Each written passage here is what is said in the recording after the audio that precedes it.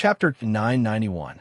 The method of changing one's name to extend one's life was not passed down by Huang Qifa from Mr. Blind. Linen Taoism was an orthodox feng shui sect of physiognomy. Naturally, there were rules that forbade people from using such sinister methods.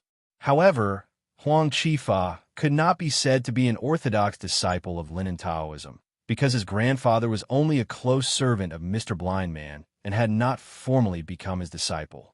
Therefore, Huang Qifa felt that he should not be restricted by the rules of cloth sect. As for this evil method of extending one's life, he had learned it from somewhere else over the years. It happened in the morning. Once he was invited to Thailand. When he was giving guidance to a local general, he met a Nanyang tame headmaster and learned this method from him. However, this method was indeed quite sinister. Even though Huang Qifa had learned it, he had only used it twice over the years. The first time was to extend the life of a tall and powerful person. The second time was because he had no choice but to be threatened. The other party had put a knife to his neck. He had no choice but to obey. This was the third time. Huang Qifa took a deep breath and carefully took out a short bamboo tube. He had paid a great price to get this thing from the Nanyang tame headmaster. It could only be used 3 times.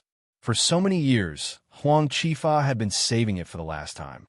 It could be considered as a backup plan for himself.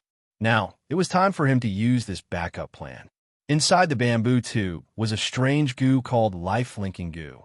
It could take the life of the first person it bit. When it bit the second time, it would spit out this life and transfer it to another person. However, after this life-linking goo was used once, the person would die directly. Huang Qifa had to wait for the right opportunity, because in his view, the 2 young people in front of him had restrained their brilliance and were emitting spiritual light. They were the kind of people who would have a meteoric rise in the future. However, he could not tell which one of them would have a better life. Huang Qifa did not care about being immortal. He knew that he did not have the qualifications. Otherwise, the ancestor, Mr. Blind, would not have never asked him to follow him when he met him several times. Huang Qifa just wanted to live a few more years and continue to enjoy the things that he had not enjoyed enough in this life. 20 years. No, just 15 years. Huang Qifa gritted his teeth and pulled out the stopper of the bamboo tube with a gloomy face. I want 15 years, and you guys are still so young. Finally, Huang Qifa pointed the bamboo tube at the younger Zhuifeng and spat out a strange syllable from his mouth. This was a special method of activating the goo worm in the bamboo tube, which was also Huang Qifa's tame headmaster from Nanyang. However, no matter how Huang Qifa activated it, the goo worm in the bamboo tube did not come out. This scared Huang Qifa so much that he hurriedly checked. The goo worm in the bamboo tube was not dead. Only then did he feel slightly relieved. Huang Qifa couldn't help but frown. The tame headmaster didn't mention to him that the life-linking voodoo didn't bite people. But now was not the time to ask the tame headmaster, so Huang Qifa had to turn his target to Mo Xiaofei on the other side. It moved. This time, under the activation of the special syllable, a colorful centipede slowly crawled out of the bamboo tube. Huang Qifa's breathing couldn't help but speed up a little, but he believed that these 2 young men wouldn't wake up so easily. After all, before he came in, he released a large dose of smoke in the air. But something happened that made Huang Qifa stunned again. Although the goo worm was activated this time, it still didn't climb onto Mo Xiaofei's body. It seemed to be afraid of something, and it automatically curled up on the table. Damn it! What the hell is going on? This life-linking voodoo is so scared. This shouldn't be. Could it be that these 2 young men who haven't reached adulthood are so tough that even the life-linking voodoo doesn't dare to bite them? The more they don't dare to, the tougher their life is. Huang Qifa was not angry at this time, but he had an unprecedented excitement. If the life-linking voodoo bit back a tough life, then he would benefit more. So Huang Qifa gritted his teeth at this time, biting his finger fiercely. He used his blood on this colorful centipedes. Then, he gently drew out a line of blood.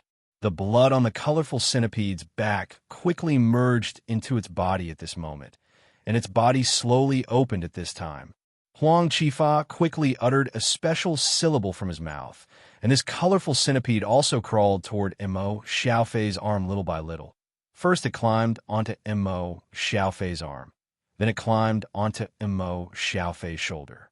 Finally, this colorful centipede crawled to Mo Xiaofei's left ear, and then it probed into his ear little by little. Seeing this life-linking voodoo had completely crawled into Mo Xiaofei's ear, Huang Qifa suddenly sighed and sat down.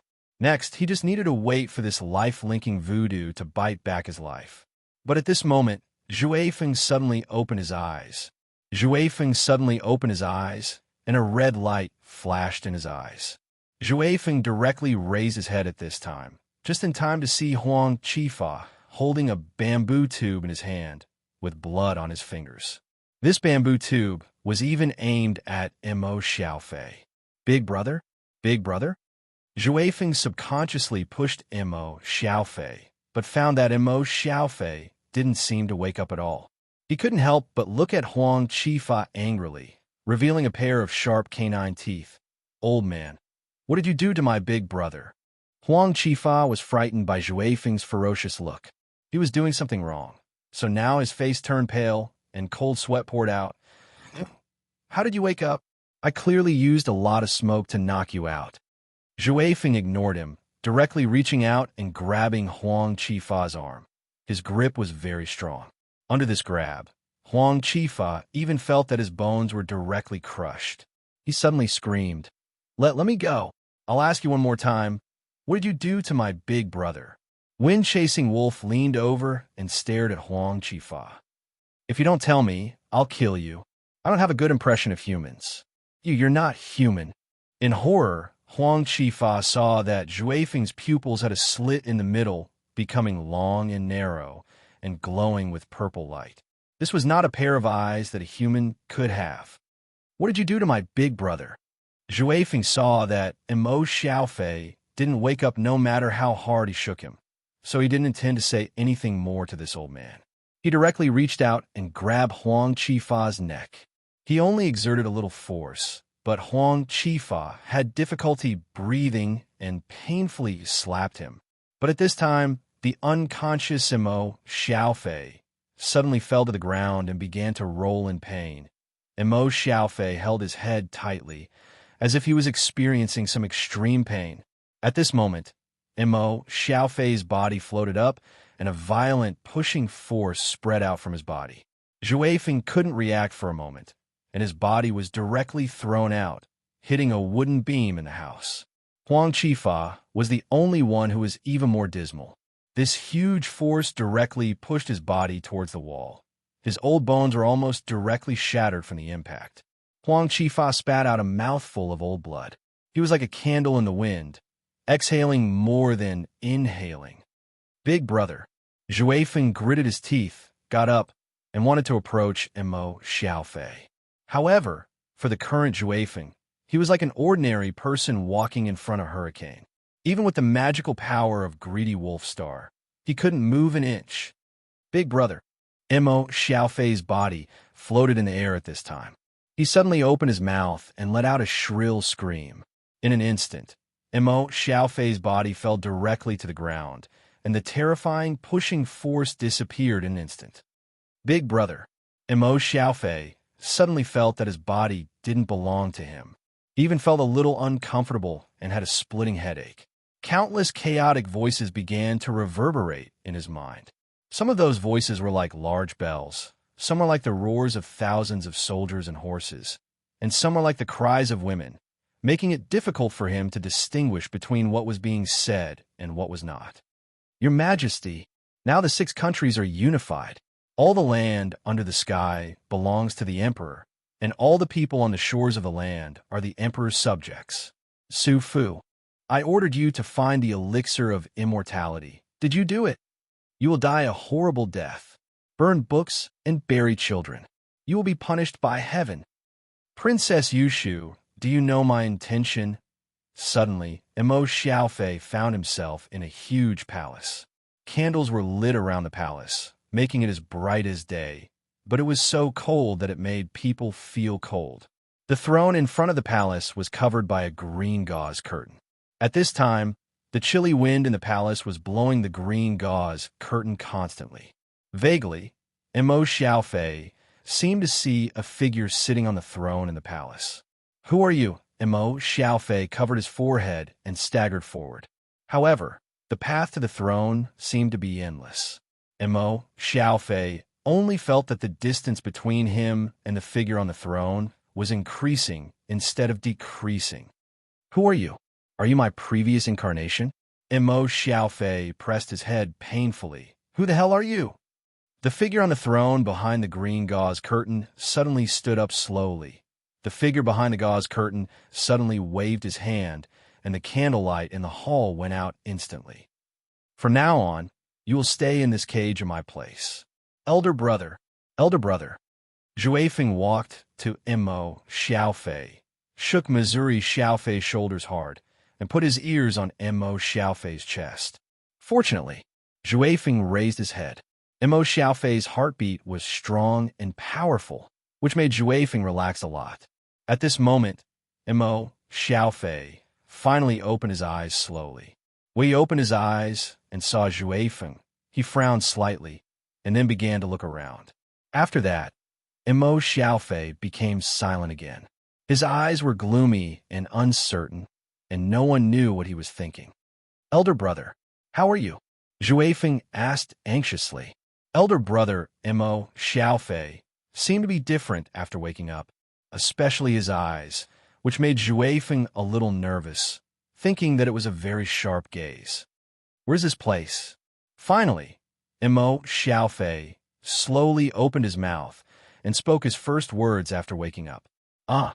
Zhui Feng gave a start and said subconsciously, "Wudong Mountain." "Elder brother, have you forgotten?" Mo Xiaofei frowned again, looking at Zhui Feng up and down, and suddenly asked, "Why are you calling me?" "What, me?" "Elder brother, what's wrong with you?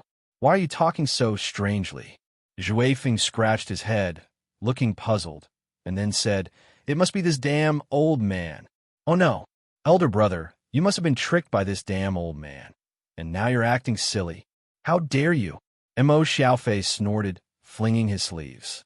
At this moment, Zhui Feng's heart suddenly beat. He only felt a huge pressure appeared out of nowhere and instantly pressed him to kneel on the ground. Elder brother's superpower of gravity was getting more and more terrifying. However, before Zhui Feng had time to think about it, Mo Xiaofei in front of him suddenly looked at his palm in a daze. "When did I?" While thinking, Zhui Feng, who couldn't stand under the pressure, had to summon his demon power and stood up under the heavy gravity with difficulty.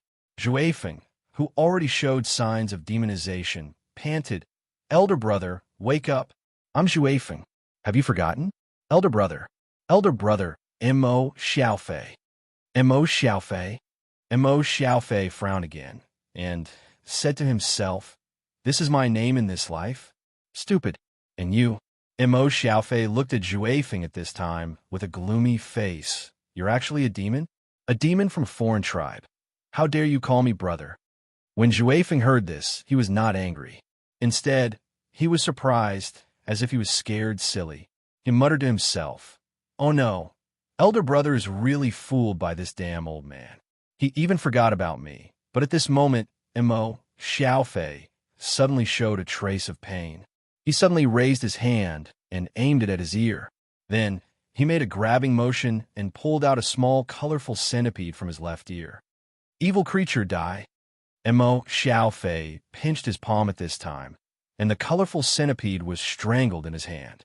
At this time, Huang Qifa, who was half dead, saw that his life-saving, life-linking goo was gone, and immediately screamed, "My life-linking goo! Demon, how dare you harm me? You deserve to die." Hearing this, Mo Xiaofei immediately pointed at Huang Qifa. At this moment, Huang Qifa's soul seemed to have been drawn out, leaving only an empty shell. He opened his mouth, and then there was no breath left. He died just like that. Chapter 992. This wasn't the product of the familiar era.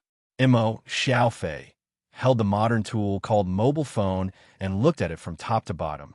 When his finger accidentally touched the screen of the mobile phone, the interface that suddenly opened and the sound that came from a mobile phone made him throw the mobile phone on the table. Zhuai Feng was in a daze during the whole process, watching his elder brother's strange behavior. That damned old man must have done something to his elder brother. Such a huge, strange centipede had crawled into his elder brother's ear. Although it had been dragged out in the end, who knew if that centipede had not bitten off his elder brother's brain? Zhuai Feng had thought of the possibility that Mo Xiaofei might be possessed by an evil spirit, but he quickly denied this idea. Zhuai Feng, who had inherited part of the greed inheritance, actually had a lot of knowledge in his mind, including the condition of being possessed by an evil spirit. However, his elder brother Mo Xiaofei was very special. Even those powerful evil spirits might not be able to get close to him. Ordinary evil spirits might not even be able to get close to him. This was not because of Big Brother Mo Xiaofei's powerful superpower, but because Big Brother Mo Xiaofei's body contained true dragon's blood. Because of the true dragon's blood's strengthening and transformation of his body, Brother Mo Xiaofei was able to bear this powerful and constantly improving superpower. For the time being, he didn't have to worry that the evolution of his brain would exceed the burden of his body. I'm afraid his brain was really bitten by the centipede. Isn't that what people in modern society call it? Thinking disorder. Can this thing really transmit sound from 1,000 miles away and even communicate face-to-face with people thousands of miles away? Mo Xiaofei suddenly looked at Zhuai Feng. Elder brother, why don't you give a call home and try it with your parents? Zhuai Feng said tentatively. He dropped out of junior high school, so he didn't have a high level of education. Most of his knowledge came from hearsay. He heard that if someone was crazy, it was better to communicate with their relatives. Anyway, this was just a flash of inspiration for wind-chasing wolf. No need. Mo Xiaofei shook his head and stared at Zhuai Feng, saying indifferently, I've just woken up, so there are many things I don't know about the modern society. Although you're a demon, you're still able to protect me when I'm in danger. That's enough to show your loyalty. Zhuai Feng scratched his head embarrassedly. Big brother, what are you saying? We are brothers. Isn't that what you said? Besides, you and I didn't even know each other back then. You also had a reason to sacrifice your life for me. This is nothing. That was an unforgettable scene for Zhuai Feng. In the grand concert in the gymnasium, that young man in a loose firefighter's uniform risked his life to save her. That determined gaze.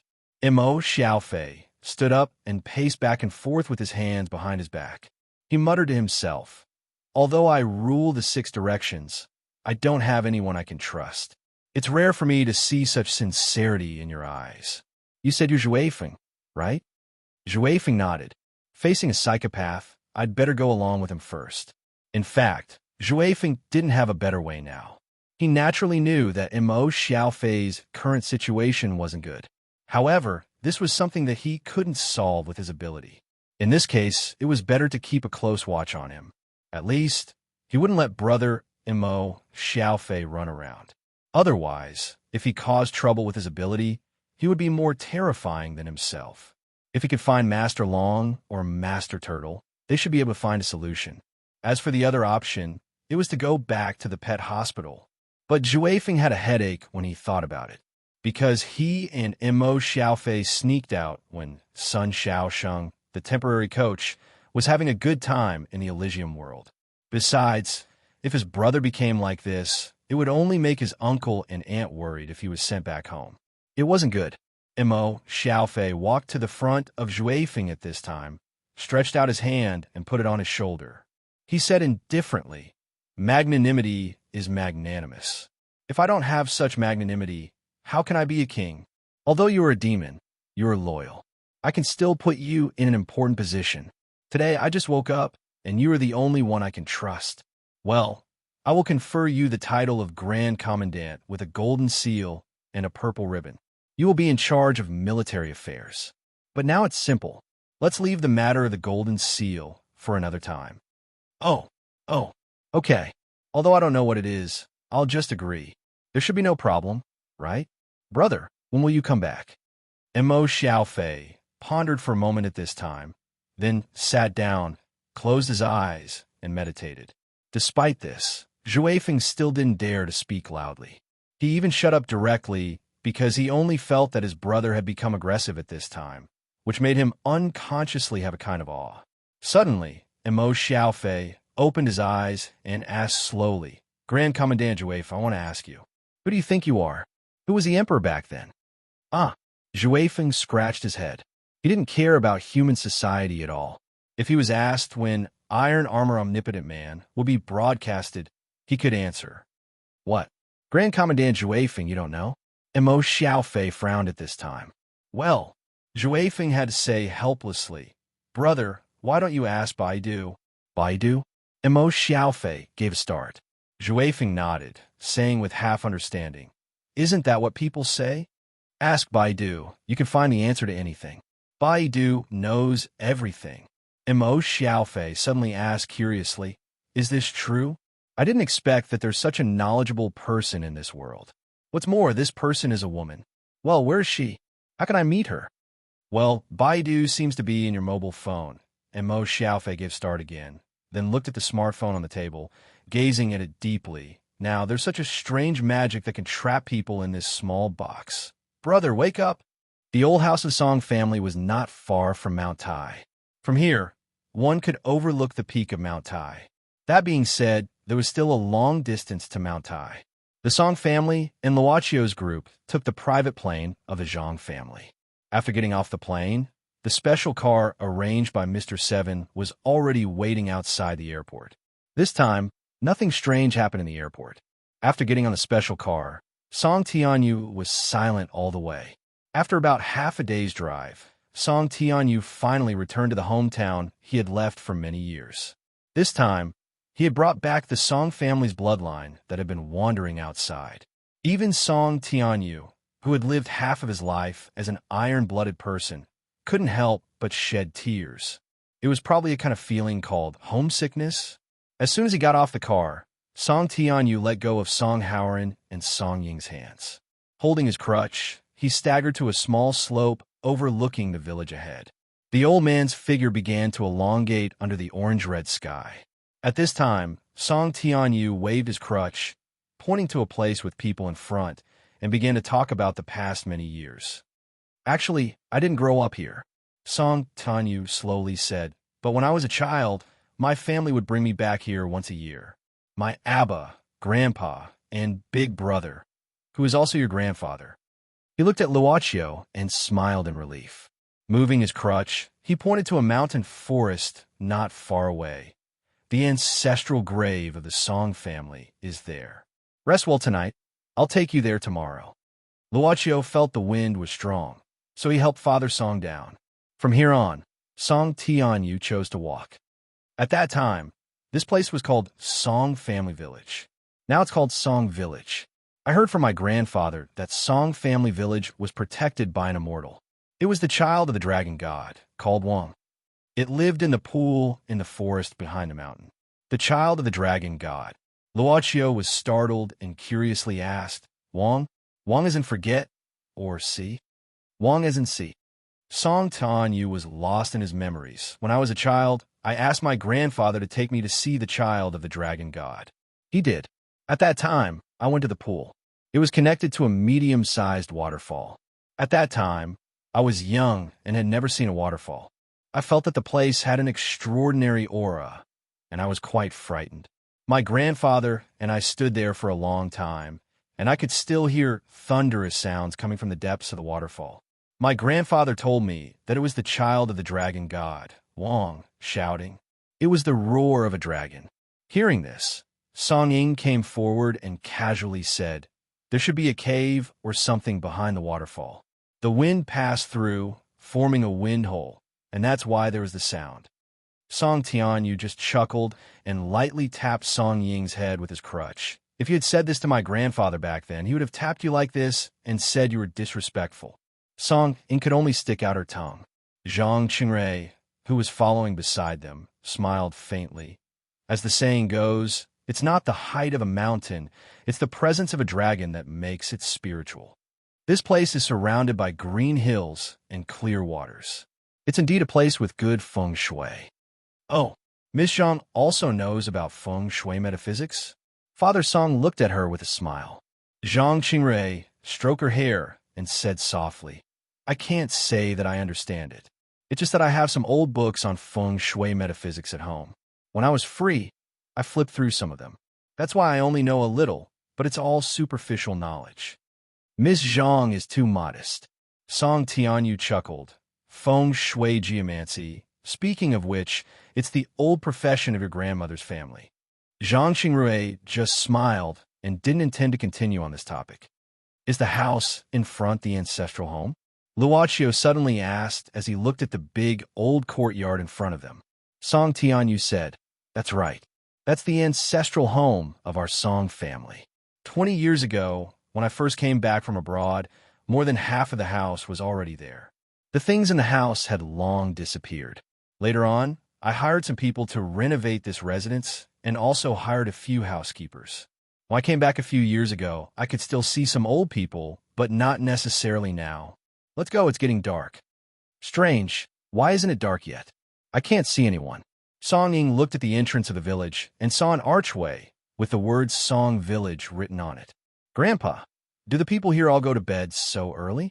Song Tianyu said, Villagers work at sunrise and rest at sunset. It's normal for them to go to bed early. But it's indeed a bit early today. At this time, Song Howren gave a signal with his eyes. A strong man in a black suit beside him nodded and quickly walked into the village. When he walked out of the archway, a group of people happened to arrive at the archway. The strong man came back with an old man. Master, there seems to be a situation. I brought someone back, the strong bodyguard said respectfully. When the old man saw Song Tianyu, he was startled at first. Then, he took 2 steps closer and opened his eyes forcefully. His vision seemed to be a bit blurred, probably because his eyesight had deteriorated. The old man said, Are you Master Song? The master of Song family's big house. Song Bo. Song Tianyu frowned. Obviously, he recognized the old man. Are you Song Bo? It's me. The old man patted his chest and gave a thumbs up. Master Song still remembers me. Song Tianyu smiled. Of course I remember. You were there when the house was being repaired. I even had dinner at your house. Later, I came back several times, but I didn't see you. How are you? Are you in good health? Good. I can eat and sleep well. I also drink a few ounces of white wine every day. Song Bo patted his chest and said, I went out to make a living for more than 10 years. I came back 2 or 3 years ago. I'm old and can't walk anymore. I'm waiting for death here. Song Tianyu patted the old man's shoulder and said with a smile, You're still very strong. It's too early to say that. By the way, I just came back. Let's talk on the way. You come with me and tell me about the village. Just now, my people said that there's some situation in the village. What happened? Song Bo looked hesitant at this time. He seemed to be a little afraid. He looked back at the village and wanted to say something. Song Bo, I'm also a member of Song Family Village. Song Tianyu said indifferently. I've also burned incense in the ancestral hall of Song Family Village. If there's any trouble in the village, I can't ignore it. If you have something to say, just say it. Is there any difficulty in life? Alas, Master Song, it's not a matter of helping or not. Song Bo shook his head. Some things can't be decided by money. Song Tianyu was stunned. Song Howren smiled and said, Grandpa Song Bo, do you still remember me? Song Howren, Master Song's son. Yes, young master. Song Bo opened his mouth and smiled, revealing his few teeth. You've grown up. When I saw you last time, you were less than half of my height. Song Howren smiled slightly. Yes, I've grown up. But not only have I grown up, but I've also become more capable. Master Song Bo, you just said that some things can't be decided by money. That's good. We can also decide things that can't be decided by money. If you have something to say, just say it. This. Song Bo hesitated for a moment and then looked at the people of Song family. Chapter 993. There were mountains, rivers, gods, and ghosts. It seemed to be a bad habit of a remote village or an ancient superstition. Although Song Village couldn't be described as a remote village, it was still a remote place. In order to avoid war, the ancestors of the Song family deliberately chose this place far away from the secular world. Haunted, Song Howard glanced at his family and raised his eyebrows. He looked into Song Bo's eyes and asked, "How did it happen?" Song Bo quickly said, "At first, it started from the Wong village in the next ditch. After a while, it came to our village." Next ditch? Song Howard was stunned and subconsciously looked at his father. Song Tianyu nodded and said, "I remember there were a few families with the surname Wong there." Song Howard nodded.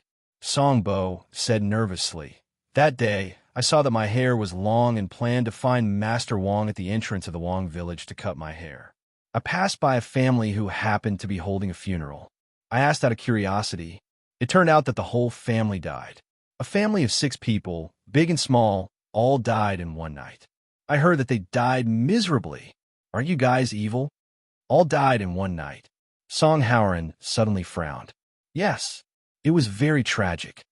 Song Bo sighed. "Speaking of which, I've seen the head of the family a few times. He was a blacksmith and had good skills in repairing iron pots for people. His name was Wong Da-sun. Sigh, he was quite young, in his 40s. What a pity. Since people died, didn't the local people come down to investigate?" Song Tianyu asked in a low voice. "They came, but they couldn't find anything." Song Bo then told the situation he had heard. "But I heard that Wong Da-sun picked up 2 men from somewhere. One was injured, and the other was unconscious. Not long after that, Wong Da-sun's entire family was dead, and the 2 people he had taken in were gone. The police in the village said that the 2 men might have killed them. They were wanted, but I don't know if they found them." "Then, what does it have to do with ghosts?" Song Bo said, "A few days later, on the 7th day of Wong Da-sun's death, an old man went to the toilet in the middle of the night. He saw a white shadow floating out of Wong Da-sun's house and fainted in fright. When he woke up the next day, he said he saw a ghost. Since then, more and more people had seen Wong Da-sun at night. Some people even heard crying coming from Wong Da-sun's house in the middle of the night. One of the more courageous ones didn't believe it and went to the door in the middle of the night. As a result, he was found unconscious outside the house the next day. He didn't even know how he fell asleep. But since then, this guy has been crazy all day long. As a result, the whole ditch is in a state of panic." After pausing for a moment, Song Bo continued. "Then a Taoist priest was invited back from somewhere to perform a ritual. In the end, Wong Da-sun's ghost was chased away and came to our Song village. Uncle Song Bo, are you saying that Wong Da-sun's ghost has come here? Has anyone here seen it with their own eyes?" Song Howard suddenly asked. Song Bo nodded hard. "Of course. Many people have seen it, including me. It was probably last week. Someone was holding a wedding in another ravine and invited me over to set up a stove to cook. Because I came back late, I heard some strange noises when I entered old Master Song's ancestral home in the middle of the night. At that time, I drank a bit of wine, so I stealthily went to the front door to listen for a bit. I heard some very strange sounds like laughter. Then I touched the wall of your house and took a look inside. Oh my God, I was almost scared to death." "What did you see?" Song Ying swallowed his saliva and asked subconsciously. Song Bo's face was a little pale at this time. He swallowed his saliva and said, "I saw a guy with disheveled hair and I couldn't see his face. He was lying on the ground, crawling and crawling.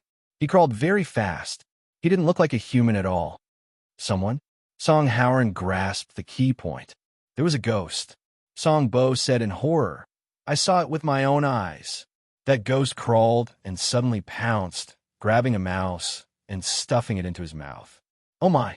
The mouse's tail was still moving in the ghost's mouth. In the end, it was swallowed alive.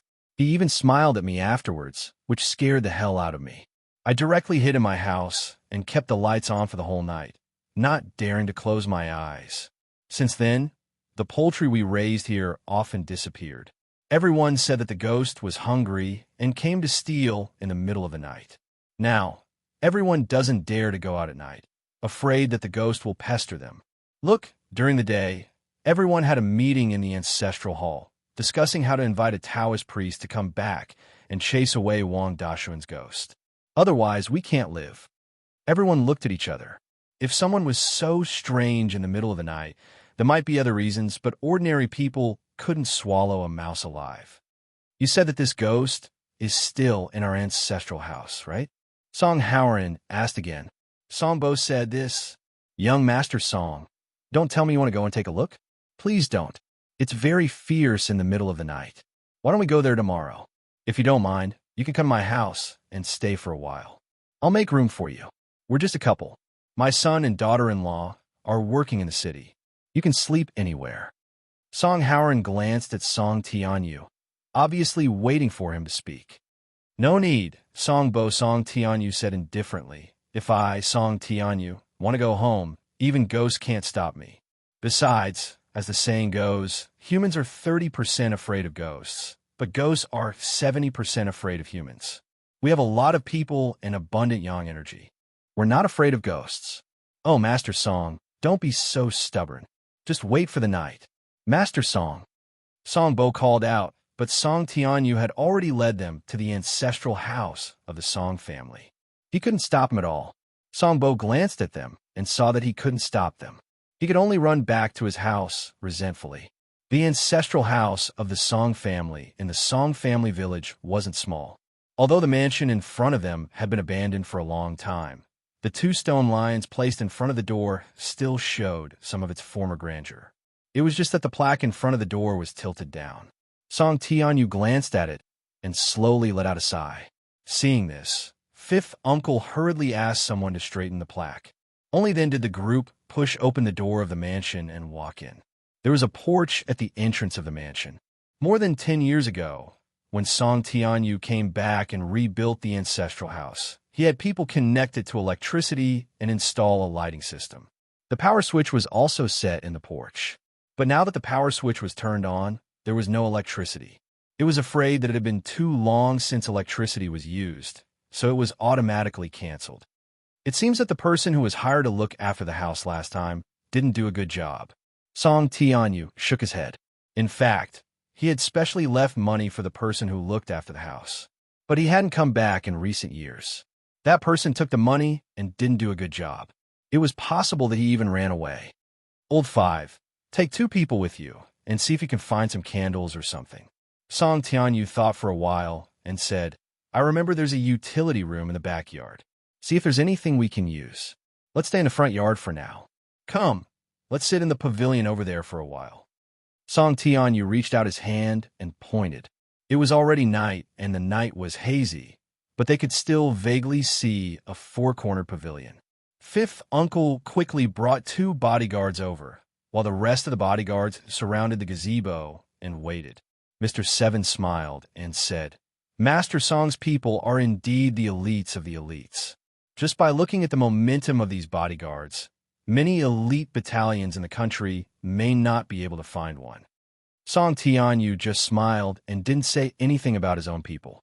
Instead, he asked 7. Songbo just said that this mansion is haunted. What do you think? This Mr. 7 wasn't from the Zhang family, but from Zhang Lilanfang's maiden family. But only Zhang Lilanfang was in charge of the 2 families now. Even so, the business between the Zhang family and the Li family was basically separated, except for the antiques. Although the Zhang family was a secretive rich family, many people in the country still knew about it. And the Li family belonged to the secretive family, and they hid in the dark. After all, the Li family started from the dumping business, so they always kept a low profile and only did things that made money silently. Since the country opened up, the Li family's business turned to foreign countries. After all, the protection of cultural relics in the country had become stricter, and the tombs that could be dumped were almost all dumped in the past thousands of years. Even so, the Li family would occasionally find some cultural relics that were stolen during the war from abroad and handed them to the country through different breakthroughs. Zhang Lilanfang used this method to maintain the good relationship between the Zhang family and the Li family in the country. And at the same time, she continued to promote the Li family's reputation. And those people in the government simply turned a blind eye to it.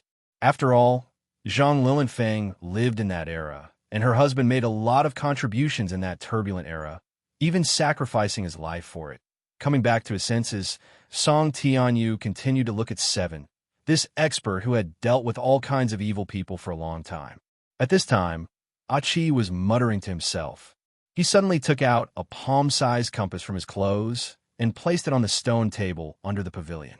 Then he began to mutter. It was the first time for Song Howren and Song Ying to see this operation, so they couldn't help being interested. But Zhang Xingrui didn't seem to care when Seven took out the compass. She was absent-minded, and no one knew what she was thinking. Luochio was looking at the depth of the Song family's ancestral house, revealing a trace of thinking. After a while, Seven said slowly, "Mr. Song, we have a so-called dragon cave search in our industry. The dragon in it refers to mountains and spiritual veins. And the dragon is called Shinryu and fake dragon. In ancient times, many emperors and ministers had more than one tomb. This is the so-called real and fake tomb, in order to prevent later people from touching the real tomb and destroying Shinryu." As he spoke, Achi stood up and pointed at the mountains outside the mansion's outer walls. He said, "Look, the winding and undulating mountain range outside contains a large amount of vitality, so the land here is fertile.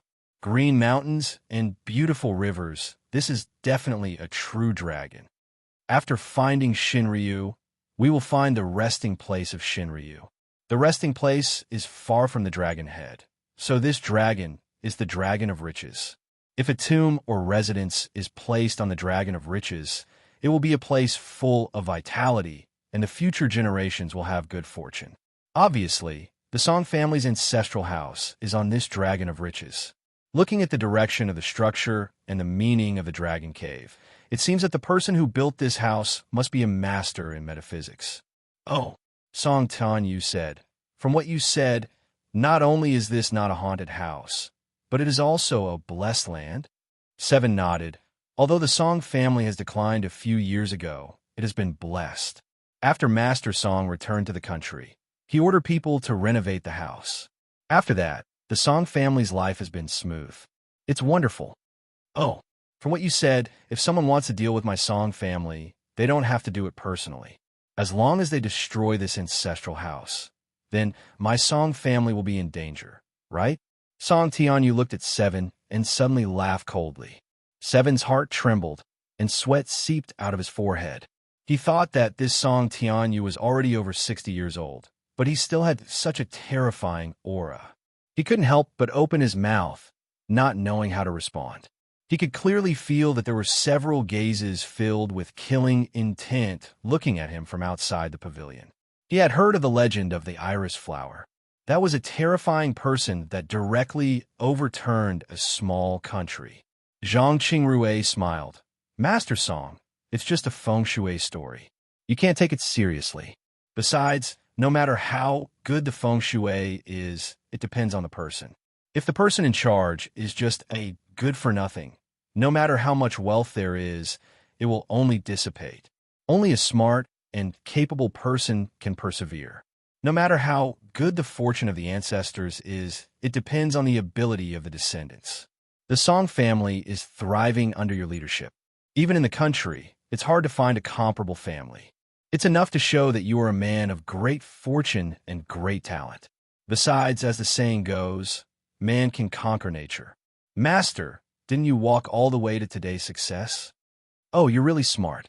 At this time, Song Tianyu smiled and sighed. "Big Sister Lee is really lucky. After being praised by a girl like you, what else can an old man like me say?" "Master, you're still very healthy," Zhang Qingrui said softly. At this time, the light of a fire came from not far away, illuminating the crowd. It turned out that Uncle Wu came back with some people, with a torch in his hand. "Master, I found some kerosene and some candles. It should be enough for tonight." Uncle Wu came back with the torch. "Tomorrow I'll ask someone to buy some more things and see if I can connect the electricity." Song Tianyu nodded and stood up. "Okay, let's go inside. It's cold outside. My old bones can't stand it." "Grandpa, let me help you." Song Ying hurried forward. The crowd started to follow Uncle Wu into the mansion. At this moment, Luo Chio suddenly looked at a big tree in the front yard. He saw something flash by at an extremely fast speed. Some were crawling, some were huge, and some had disheveled hair. They looked like frightened rats, and Song Howren was also looking at them. But Song Howren didn't expose it. He just patted Luacio's chest and made a gesture to keep quiet. Then he turned around and chased after them. Suddenly he laughed, shouting, "How about I tell you a ghost story tonight?" Chapter 994. They didn't find many candles.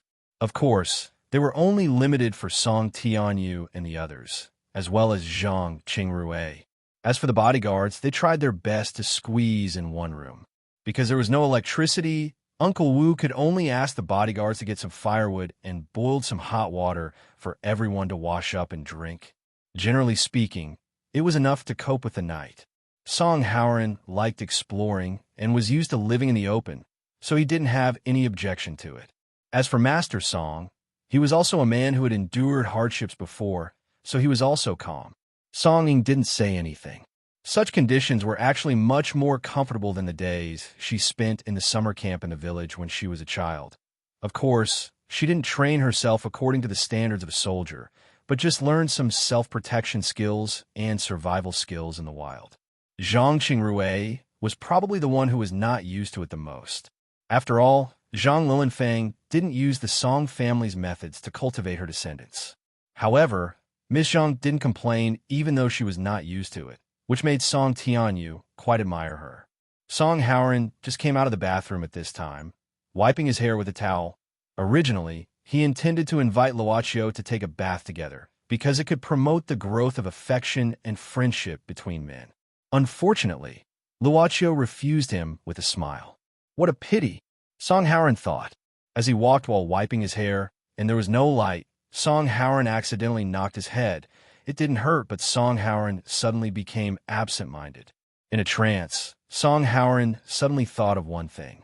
When he came in, he and Luochio saw the creepy crawling shadow that Song Bo mentioned. Song Howren knew himself well. Not to mention this sun god's badge, he had encountered some weird things by chance during his years of exploration, so he could be careless. The key was, how did Luochio do it? What was even more inconceivable was that in that instant, no, in the period of time before he cowed out, he actually subconsciously, tacitly agreed to this point and even felt that it was a matter of course.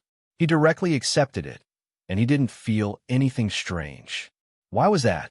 Song Howren stood alone in the corridor and gradually became absent-minded. At this time, his shoulder was suddenly patted hard by something. It was a hand reaching out from the darkness. The hand belonged to Uncle Wu. Seeing Song Howren standing here alone, he was a little curious, so he patted him lightly. Song Howren saw Uncle Wu, who was holding a candle and a thermos bottle. "Uncle, what's the matter?" Obviously, the brave Song Howren wasn't scared. "Master, I asked you what's the matter. Why are you standing here alone?" Uncle Wu frowned and asked.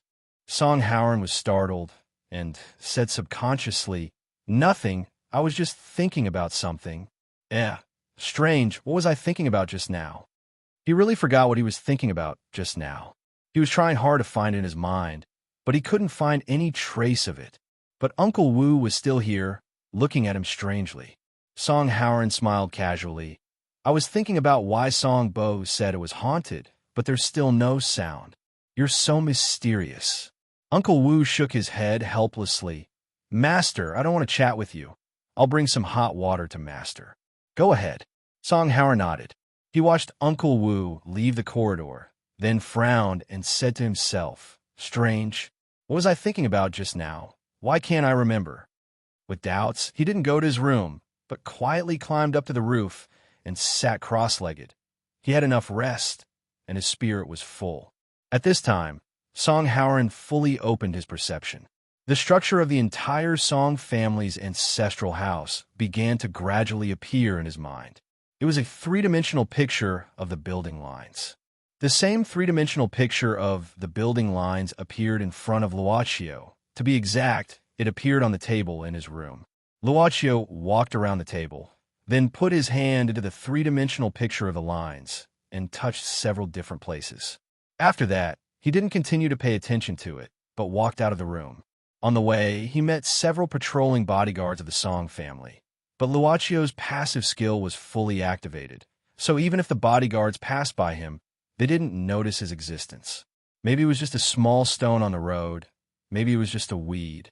They definitely wouldn't think that this was the Master Chiu of the Song family. Later, Luocio came to the backyard of the Song family's ancestral house. Although it was called a backyard, it was very spacious with rockery, fake woods, and small bridges. Although it had been abandoned for a long time, he could still see some of its former grandeur. Luocio walked slowly and stopped in front of an old well. He looked around and saw a shadow flashing in the trees around, like a monkey playing a prank in the forest. Suddenly, something approached Luocio from behind, and a rustling sound came from the grass. Luocio calmly turned around and saw that behind him, there was a crawling figure that he saw before. Both arms pressed on the ground, elbows raised high, like the forelimbs of a spider. His clothes were tattered in many places, his hair was disheveled, and his face was clean. His eyes emitted a ferocious light like an untamed beast, and his throat made a low growl, like the language of a beast.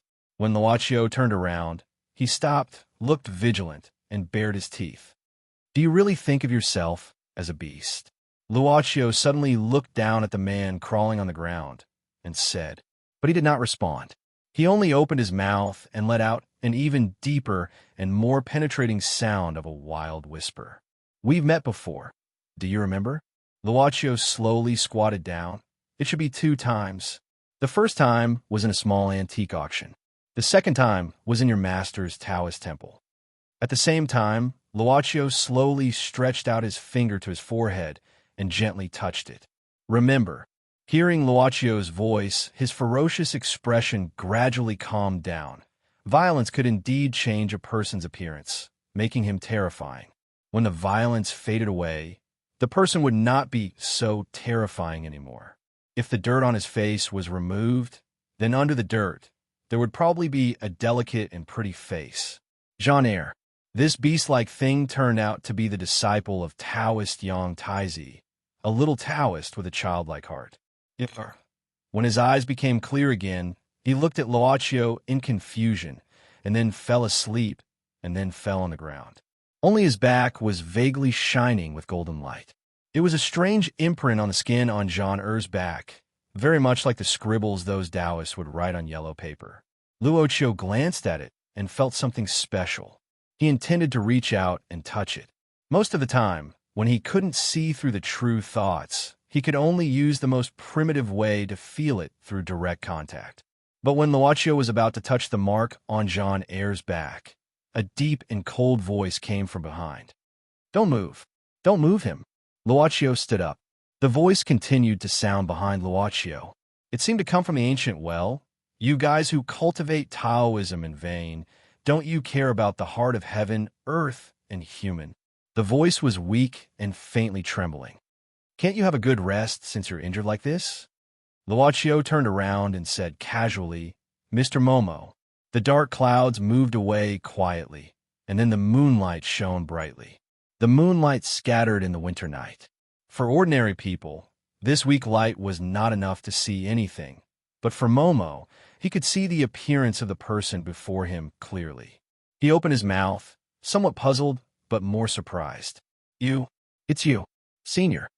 It turned out that this was the strange Senior who had discussed the fickleness of people's hearts with him at the seaside of Louis Village. It was also because of that discussion that Momo had finally received a rare enlightenment after traveling for a long time. During his cultivation journey, he had obtained an important sublimation. If this sublimation had not strengthened his Tao cultivation heart and increased his dermic powers, he would not have been able to bring Jean out of the Battle of Mount Tai, even though he had been in a sorry state that had been under the eyes of many Tao world seniors. Actually, I should be younger than you, Luocio suddenly said. Momo was startled, and then he shook his head, saying, first comes first. What's more, Momo will never forget Senior's kindness, so it's not wrong to call you Senior. Luocio did not dwell on this topic. He glanced at Momo's current appearance, which could be described as miserable. His lips were dry and blue, his chest was wrapped in a large piece of gauze, and there was even blood oozing out. The blood was slightly black. You seem to be poisoned. Momo coughed twice, and then said with a bitter smile, Yes, I'm poisoned. I didn't expect to be poisoned by those self-proclaimed righteous Tao experts. The coldest thing is the human heart. Senior, you're right. As long as one's heart is cold, it will be cold when it should be cold. Let me take a look. Luocio walked to Momo and said softly, "Give me your hand." Momo was in a very bad state now. Even if a person from the Tao world who was much weaker than him came, he could only sit and wait for death, let alone this senior who he could not see through. Therefore, he extended his arm almost without thinking. He was subconsciously very willing to believe this senior, thinking that he had no intention of coveting the emperor's edict that everyone was fighting for. Luocio then covered Momo's palm with his palm, and then he closed his eyes. At this moment, Momo only felt that the stagnant and weak feeling in his whole body was slowly disappearing, and the poison that suppressed his dermic powers seemed to be disappearing bit by bit. He felt his own changes in disbelief, and, at the same time, he stared at this senior's expression. He did not feel strained at all. He actually removed the poison that was difficult to remove in his body so easily. All right. When Luocio opened his eyes, Momo already felt that his whole body was unobstructed. Although he was still tired, he was extremely relaxed. At this moment, Luocio took away his palm, and a black bead the size of a longan also left with his palm. This was the polymer of the poison that was extracted from Momo's body. No matter how you deal with this poison, it should pollute the environment. So, just leave it with me? Luocio suddenly said. Momo nodded blankly. Luocio then conjured a small box and put the poison inside. Momo did not know how the senior took it out and sent it away. Perhaps it was the legendary heaven and earth spell in the sleeve? Senior, thank you for saving my life. Momo cupped his fists. I can't express my gratitude. If you have any orders in the future, as long as it doesn't violate morality, Momo will not refuse. It's better not to make such a promise. Luocio shook his head. Momo gave a start again. Luocio said again, since you can't do it easily, why should you make a promise? As long as it doesn't violate morality, Momo will go through water and tread on fire without hesitation. The young Taoist master of Dragon Tiger Mountain said with a firm gaze. However, Luocio said, if you want something, then you need something. If the need can't be used, it's beyond the boundary of morality. If you only need one thing, then should I repay your kindness or not? Senior, I don't need your help. Luocio shook his head again. Besides, this kind of promise is precious because it's given. But if you add conditions to the promise, it's no different than not accepting it. Momo kept silent for a while, finally exhaling heavily. Senior, thank you for your advice. It's not advice, it's just my personal opinion. Luocio said indifferently. It has nothing to do with you. It's just that I can't accept it. People's hearts are complicated. You have a lot to learn, and I have a lot to experience. No one is smarter than the other. Senior, but Momo didn't seem to give up so easily. Then, I'll put it in another way. I'll never forget your advice and kindness. No matter if you're good or evil, as long as you're in danger, I'll protect you with my life. That's too much. Luocio shook his head. Let's put it aside. Tell me what happened between you and him. Are the ghosts in Wang family's ravine and Song village caused by you? Chapter 995. The records of the grand historian recorded. In the 12th month, Wuxia, Shangqin Chan Gaoli, Temple Hutu. There used to be a grand temple in Howling Mountain, also known as the Sunluo Temple. Later, in the tomb suppressing certificate unearthed from the tombs of the Eastern Han Dynasty, there was a saying, living people belong to West Chong and dead people belong to Mount Tai. The god of Mount Tai was in charge of life and death. At the Mount Tai railway station, Momo, who was carrying 2 bags of luggage, was carefully looking at the travel map he bought after getting off the train. Although there was a Punlai conference every 10 years in the world of cultivation, it was always his master who participated in it. Now, Momo was a greenhorn, and this was his first time here. He had only heard about many things from his master and had never experienced it himself. Therefore, he was somewhat nervous. Well, there's a tour bus over there. That's good. Momo checked the route and said, Jean-Air, we don't have time to sit down and eat. How about buying some dry food and eating on the bus? Jean-Air. But the little Taoist who followed Momo from senior Yang Taizi's place was gone. This made the young Taoist master of Dragon Tiger Mountain anxious. If he lost him, he didn't know how to explain to his master's good friend, senior Yang Taizi. Momo subconsciously opened his bag and took out a paper crane. Dragon Tiger Mountain had a lot of Chiman Dunjia techniques, including the method of searching for people. However, the railway station was crowded, so Momo was in a dilemma. It would be very troublesome if people saw it. In the current era, the Tao world was different from the previous era. People in the Tao world were detached from worldly affairs, and the imperial court couldn't control them. But now, the control was quite strict. First, because of the prosperity of science and technology, ordinary people could easily obtain the power to deal with Taoist cultivators. Compared to these mass-produced scientific products, the Tao world that needed to be carefully selected to find a successor was really powerless. Besides, it was the era of humanity. After the war, Xian country was protected by great luck. No matter if it was the once prosperous demon world or the long-established Tao world, they had to be careful. When Momo went down the mountain, he got a travel permit from his master. This permit came from a department in charge of management in the country. As for why the people in the Tao world and the demon world who possessed many Dharma spells had to accept such management, it was naturally because this department had a power that both the Tao world and the demon world had to fear. This was because the Shinryu of Kelowna, the protector of Kelowna, was the highest advisor of this department. Fortunately, Momo soon found Jean Eyre. Although Momo had experienced Jean Eyre's temper along the way, he still had an indescribable feeling when he saw Jean Eyre squatting in front of Goldfish stall. How on earth did Senior Yang Taizi raise him? 10 yuan for one. Buy 5 and get a free fish tank. The boss rubbed his hands and looked at Momo. Last 5. Momo shook his head. At this moment, Jean Eyre, who was hugging his knees, suddenly raised his head and blinked his eyes, making Momo feel a little weak. How could he have such sparkling eyes, so dazzling? I know. Momo couldn't help sighing. I can only buy 1. There are too many. I know, buy all of them. Finally, Momo gave in. In fact, it wasn't the first time that he succumbed to Jean Eyre's sparkling eyes. At this moment, after selling the last goldfish, the boss started to pack up the stall while Jean Eyre held the goldfish tank, looking quite happy. You're satisfied, but do you plan to carry this goldfish tank all the time? Momo said grumpily. It's not troublesome. Jean Eyre smiled. Momo was going to say something, but at this moment, he suddenly felt that someone was approaching him on purpose. And there was more than one. Jean Eyre, come to me. Momo frowned, saying in a low voice.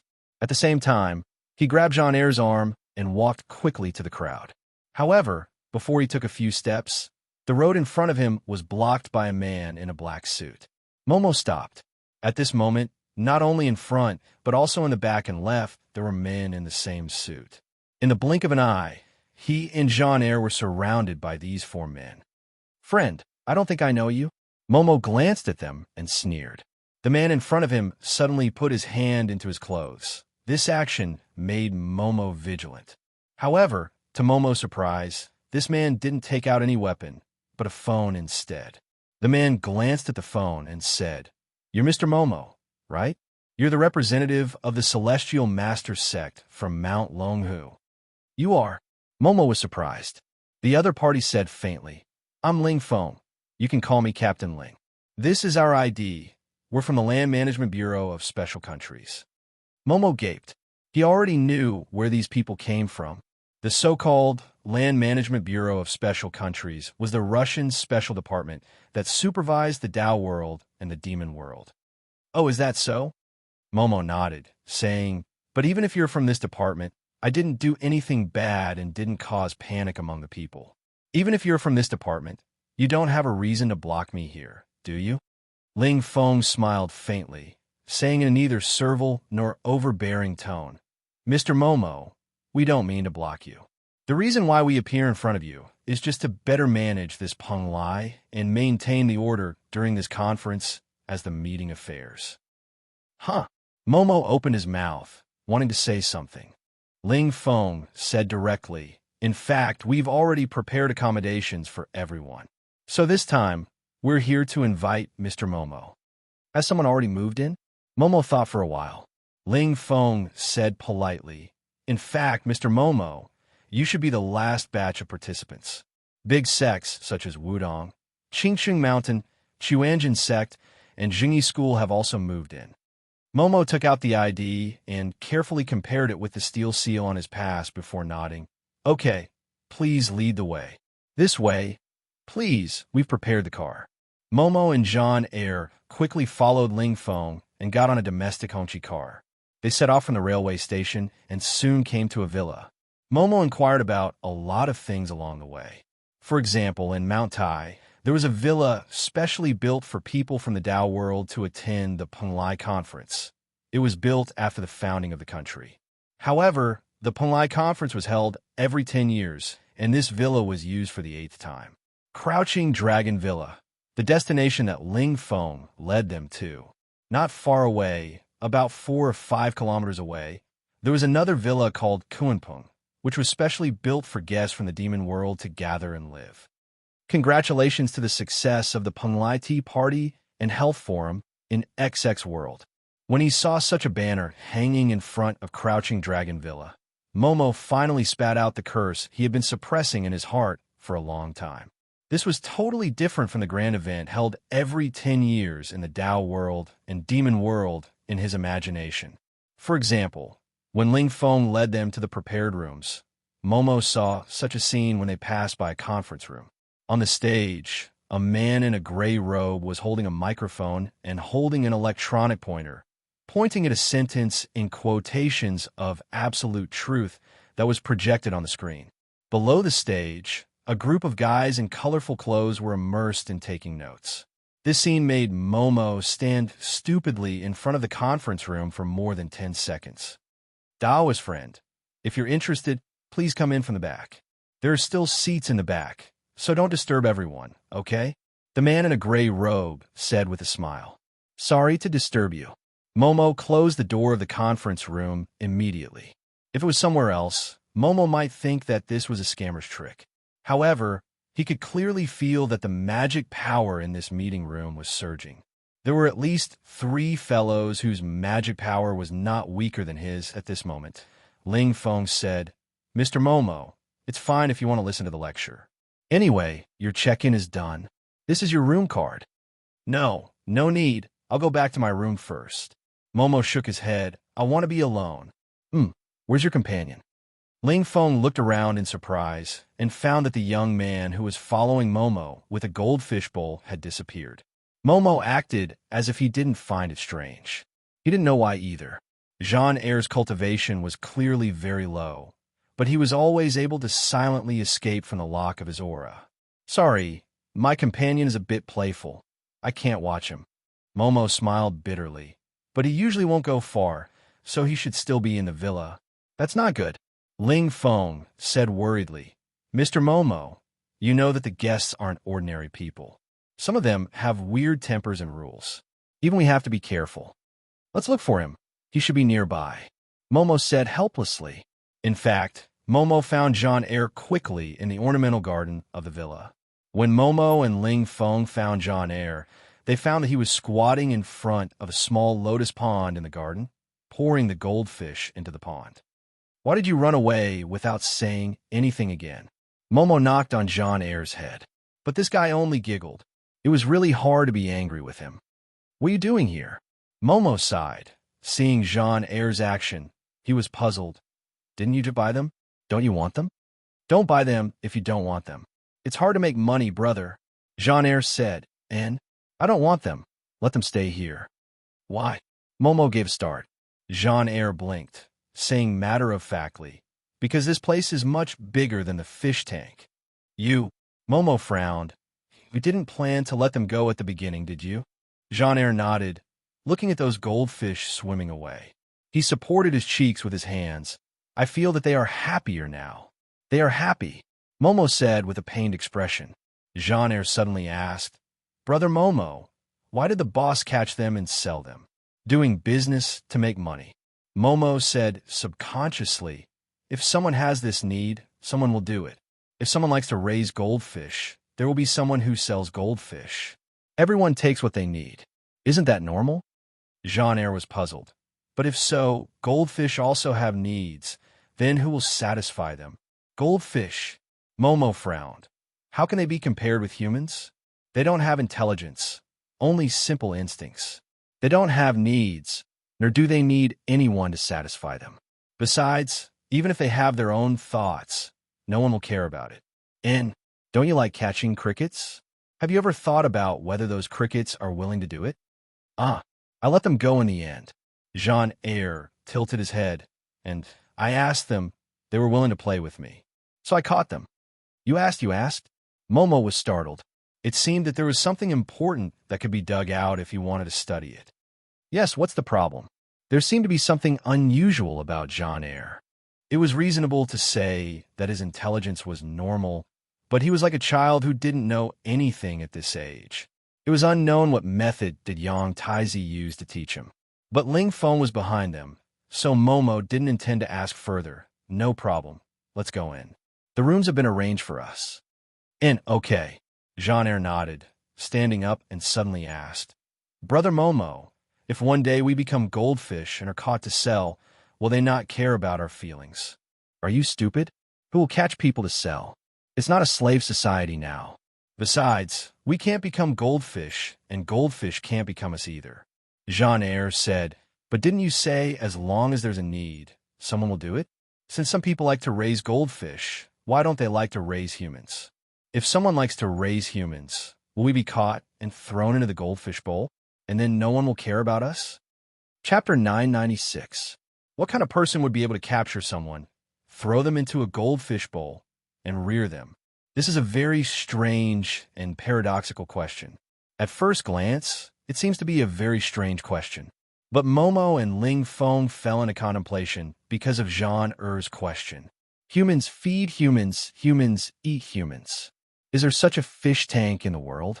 This thought appeared in their minds like a lightning bolt that they couldn't avoid in time, making their scalps numb and sweating profusely. Momo's magic power suddenly went out of control, crashing around in his body. His face turned red, blue, and pale, and his body trembled slightly. Great Tao is formless, giving birth to heaven and earth. Great Tao is emotionless, moving the sun and moon. All of a sudden, a low voice approached from afar. This voice was reciting a heart-calming sutra that was widely circulated in the Tao world and known by everyone. I don't know its name, but I call it Tao. Tao has clear and turbid movement and stillness. Heaven is clear and earth is turbid. Heaven moves and earth is still. Amidst the chanting of the scripture, there was also the crisp sound of a bell. The ringing of the bell made Momo's uncontrollable magic power gradually return to its original trajectory, as if it had found a guide, descending to the end of the stream, giving birth to all things. Clear is the source of turbidity. Movement is the foundation of stillness. If people can be peaceful, heaven and earth will return. At this moment, Momo and Ling Feng both exhaled a mouthful of turbid air, and their breathing became smooth again. He saw a very young man, but his hair was already gray. If his hair was black, he would be about 21 or 22 years old. Young man with gray hair? This young man was holding a small ringing bell, which should be the source of the ringing of the bell. Thank you. Momo cupped his fist and said gratefully to the young man. He knew that he was in a dangerous situation because of Jean Eyre's carelessness. If it wasn't for this white-haired young man's help, the consequences would be quite troublesome. It's nothing, I just happened to pass by and saw that you two weren't in good condition, so I recited a meditation sutra. This young man smiled faintly. If you two didn't have a good foundation, you wouldn't be of much help. No matter what. Momo shook his head. Ling Feng was very respectful at this time. He looked at the young white-haired man and quickly said, Representative Lai, why did you come out? Lai? Lai what? Momo was stunned and subconsciously looked at Ling Feng. As a member of the relevant department, ordinary people naturally could not manage the Tao world and the demon world. Therefore, Ling Feng's cultivation level was actually not weak. At least, Momo could sense that his force fluctuation was not weaker than his own. At this moment, Ling Feng said with a serious expression, "This is the current successor of the cloth sect. He's also one of the representatives of the National Tao Association's committee." Ha! Even the National Tao Association has appeared. You guys are really keeping up with the times. Momo didn't know where to start ridiculing, but he had heard his master mention the way of cloth from him. There is only one successor in each generation and every Penglai tea party. No, the sacrificial ceremony at the final stage of the Penglai conference was hosted by the Bai sect. Due to the uniqueness of the way of cloth, most people in the Tao world were very respectful to the successor of the way of cloth. Who didn't want the way of cloth to help them? This should be the successor of Dragon Tiger Mountain. Representative Lai looked at Momo and said with a smile, "You're Momo, right?" You know me?" Momo said in shock. Representative Lai nodded and said, "I haven't seen you in person, but I've seen some photos. Your master, Taoist Long He, often sends some photos of you practicing in the group, so the Taoists in the group know more or less." "Oh, I see." Momo nodded and then suddenly said in shock, "Wait, what did you say he often does?" "Send photos," Representative Lai said. "In our official chat group." "Oh, you haven't been added, right?" Momo's mouth twitched, and he said reluctantly, "I've heard of this official chat group, but it seems that only the sect masters of each sect can join. Plus, the criteria to join the group is quite strict. I'm still far from it. But that old pervert, he actually secretly sent a picture of himself in the group, but..." Representative Light blinked curiously. "Nothing." Momo hurriedly shook his head. "Anyway, thank you for your help this time. I'll remember this favor. If you need any help in the future, feel free to find me." "Maybe." Representative Lai smiled casually, "but you better be careful these days." "These days?" "Just be careful." Representative Lai didn't say much, but looked at Jean Eyre. But Jean Eyre only looked at the bell in Representative Lai's hand curiously and didn't care about Representative Lai's gaze at all. Representative Lai suddenly said, "You think the goldfish will have more freedom since the pond is bigger than the fish tank, right?" Jean Eyre nodded. Representative Lai said, "But have you thought about it? The goldfish are safe in the fish tank. They don't even need to worry about food because the person who raised them will feed them regularly. But it's different in the pond. They might not be able to find food and will starve to death without food." Jean Eyre gave a start, blinking his eyes and looking at the pond. Representative Lai didn't stop there. Instead, he continued, "Let's say that there are other fish besides goldfish in the pond.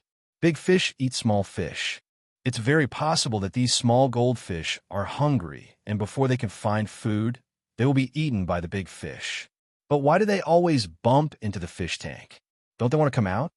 Jean Eyre asked confusedly. Representative Lai said indifferently, "Won't the goldfish swim to the edge of the pond? As long as there's a boundary, there will be an end. They will swim to the end of the pond. Then, how many differences are there between the fish tank and the pond? They just jump from a small fish tank to a bigger fish tank." Jean Eyre kept silent. Representative Lai suddenly smiled. "But there's a fish tank that has no end and boundary.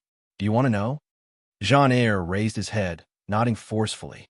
Representative Lai walked to Jean Eyre, stretching out his finger and nodding on Jean Eyre's chest. "Here, the fish tank has no end." Jean Eyre subconsciously looked at the place where Representative Lai was pointing, asking confusedly, "You mean my chest?" Representative Lai smiled without saying anything, then picked up the bell in his hand, saying pleasantly, "Do you like this? Take it." "No, you can't," Momo hurriedly said. The shadow of this thing could guide the chaotic spiritual power in his body. It must be a precious magic tool. Although he and Jean Eyre didn't belong to the same sect, Yang Taizi entrusted it to him temporarily, so Momo felt he could be regarded as a temporary guardian. "It's just a small toy."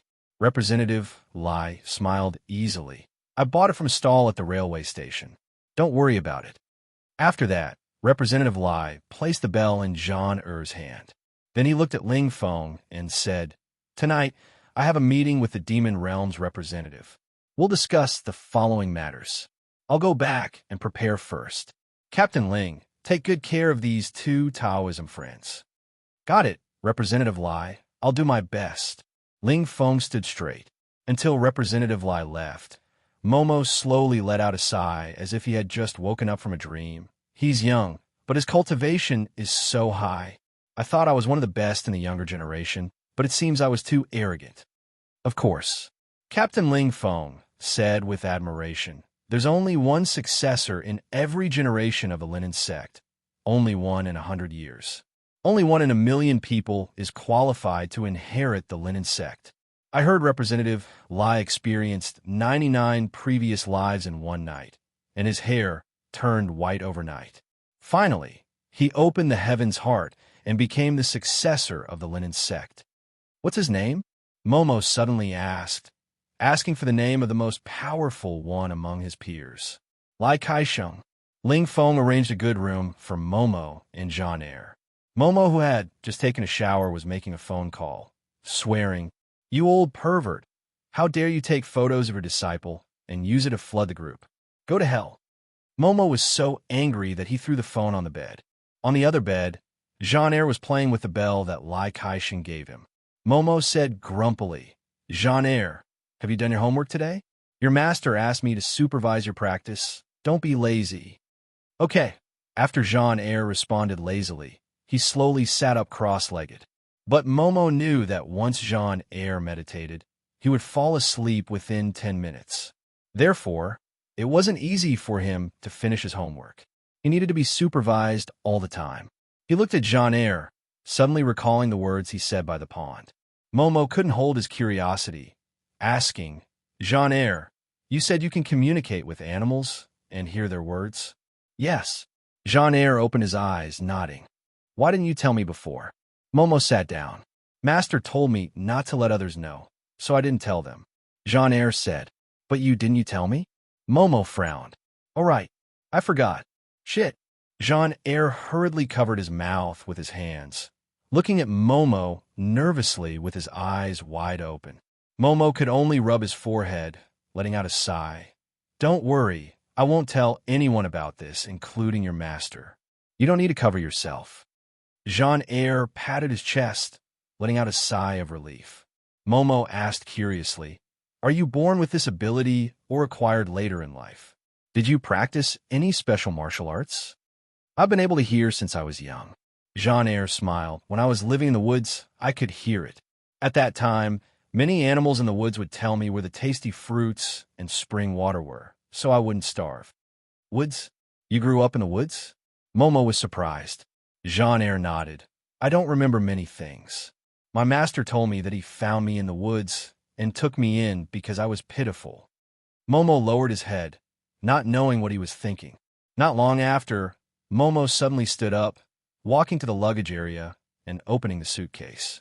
There was a brocade box given to him by Yang Taizi.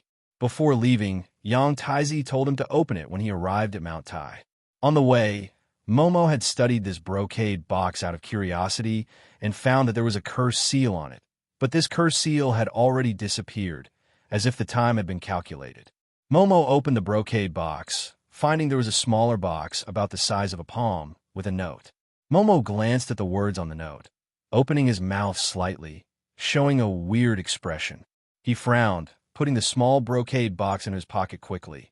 Looking at Jean Eyre, "I have something to do, I'll go out for a while." Saying this, he rushed out of the room. But after a few seconds, he turned back, staring at Jean Eyre. "Remember to finish your meditation homework. I'll bring you some food when you come back." "Got it?" "Okay, be careful on the way." Momo hesitated for a while, but he was still worried, locking the door from the inside. Although Jean Eyre was also a member of the Tao world, he usually neglected cultivation, so his Dharma power was almost non-existent. At most, he was healthier than ordinary people, so he shouldn't be able to come out.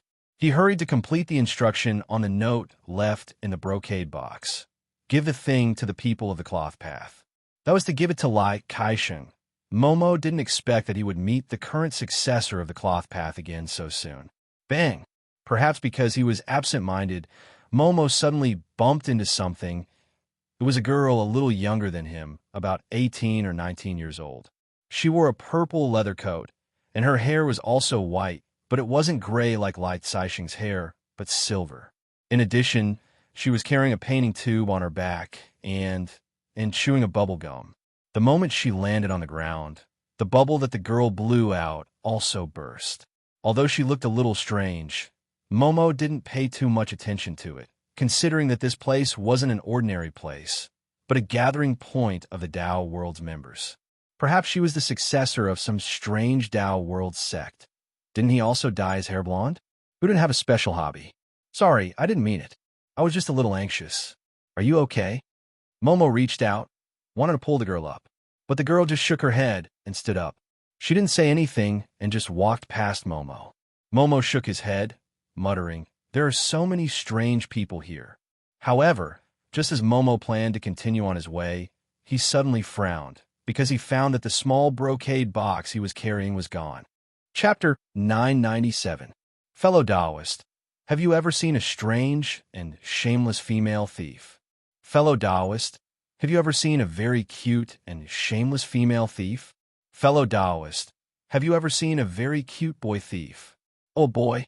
Momo subconsciously looked at the gorgeously dressed Taoist.